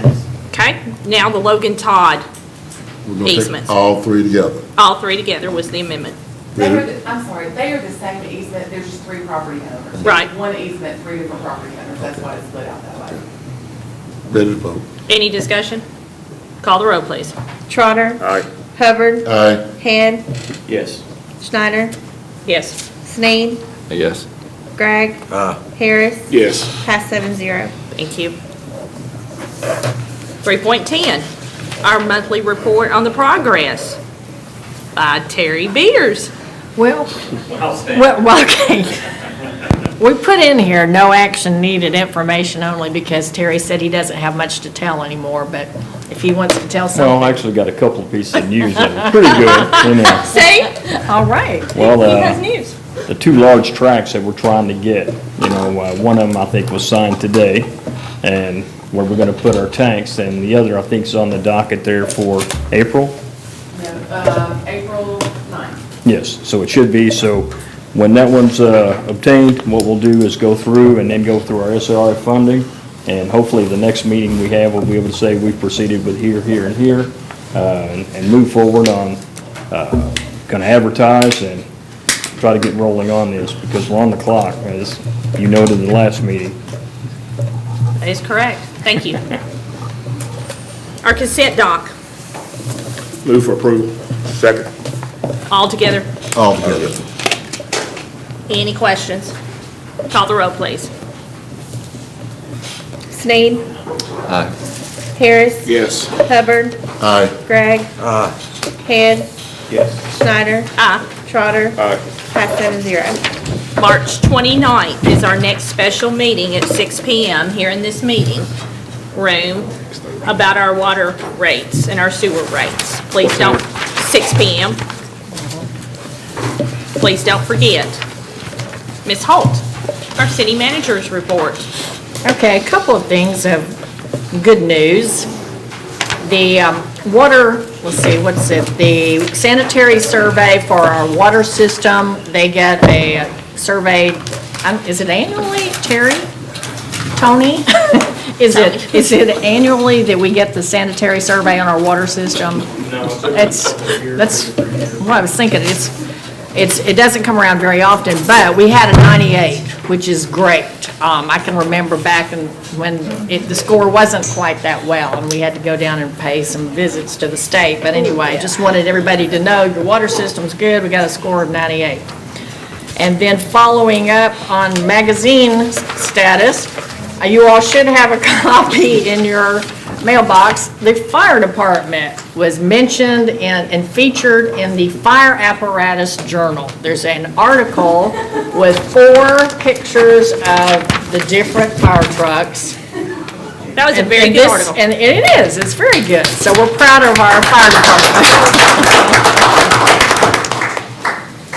And that's really all that I have.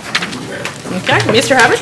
I would like to say on my visit to Washington, I made sure that my committee took up the $250 million discussion with Electric Lux, and they decided to tell the president to be cautious on the tariff situation. Plus, I talked to several other elected officials, because we don't want anything to interfere with our manufacturing sector here. And also, the main discussion was infrastructure that deals with water, broadband, workforce, and transportation. And another appeal was the CDBG grant, because they're trying to cut that, and I know we're trying to get that $500,000 grant. And so, some strong language, not just from me, but the other 4,000 elected officials that were there. Thank you. And I want to say that thanks to Ryan Martin, Ms. Holt, and myself, we met with Electrolux, and they are in contact with us, and they are continuing to do their planning for that project. They want you to know that they have not forgot about that project. They just need to hold up for a little while and see what the prices are going to be. But they have been here and they have met with us, so. Mr. Harris? Mayor, let me say, most of you have been contacted by Lisa Arnold about doing a coffee with the Aldermen. I did go through that experience. Thank you for doing that. First part of March. It was kind of a neat thing. Wow. And I took backup. It really is a very enjoyable experience. I would encourage you, if she contacts you, to participate in that. It's kind of a thing with our citizens to get them involved. But thank you for being the first. It was not a bashing session at all. No, it wasn't. There was probably, 10 people there, maybe, not counting us. For the first one, I thought it was pretty good. Thank you for stepping up and being the first person to do that. And I also want to encourage you, and Mr. Terry Beers is going to probably throw darts at me or something, but I would like to encourage you to go out, have a tour of our water and sewer department as time permits, because we sit here and we talk about all of the things that need to happen with that department, and he would be happy, I'm sure, to show you. I went out and had a tour. It was a half-a-day tour, and it is amazing to me. you don't think about all the things that are required to turn your faucet on. I'm sure you'd like to have all of us come out and do that to her. Yes, sir. I make a motion to adjourn. Thank you. You cut me off.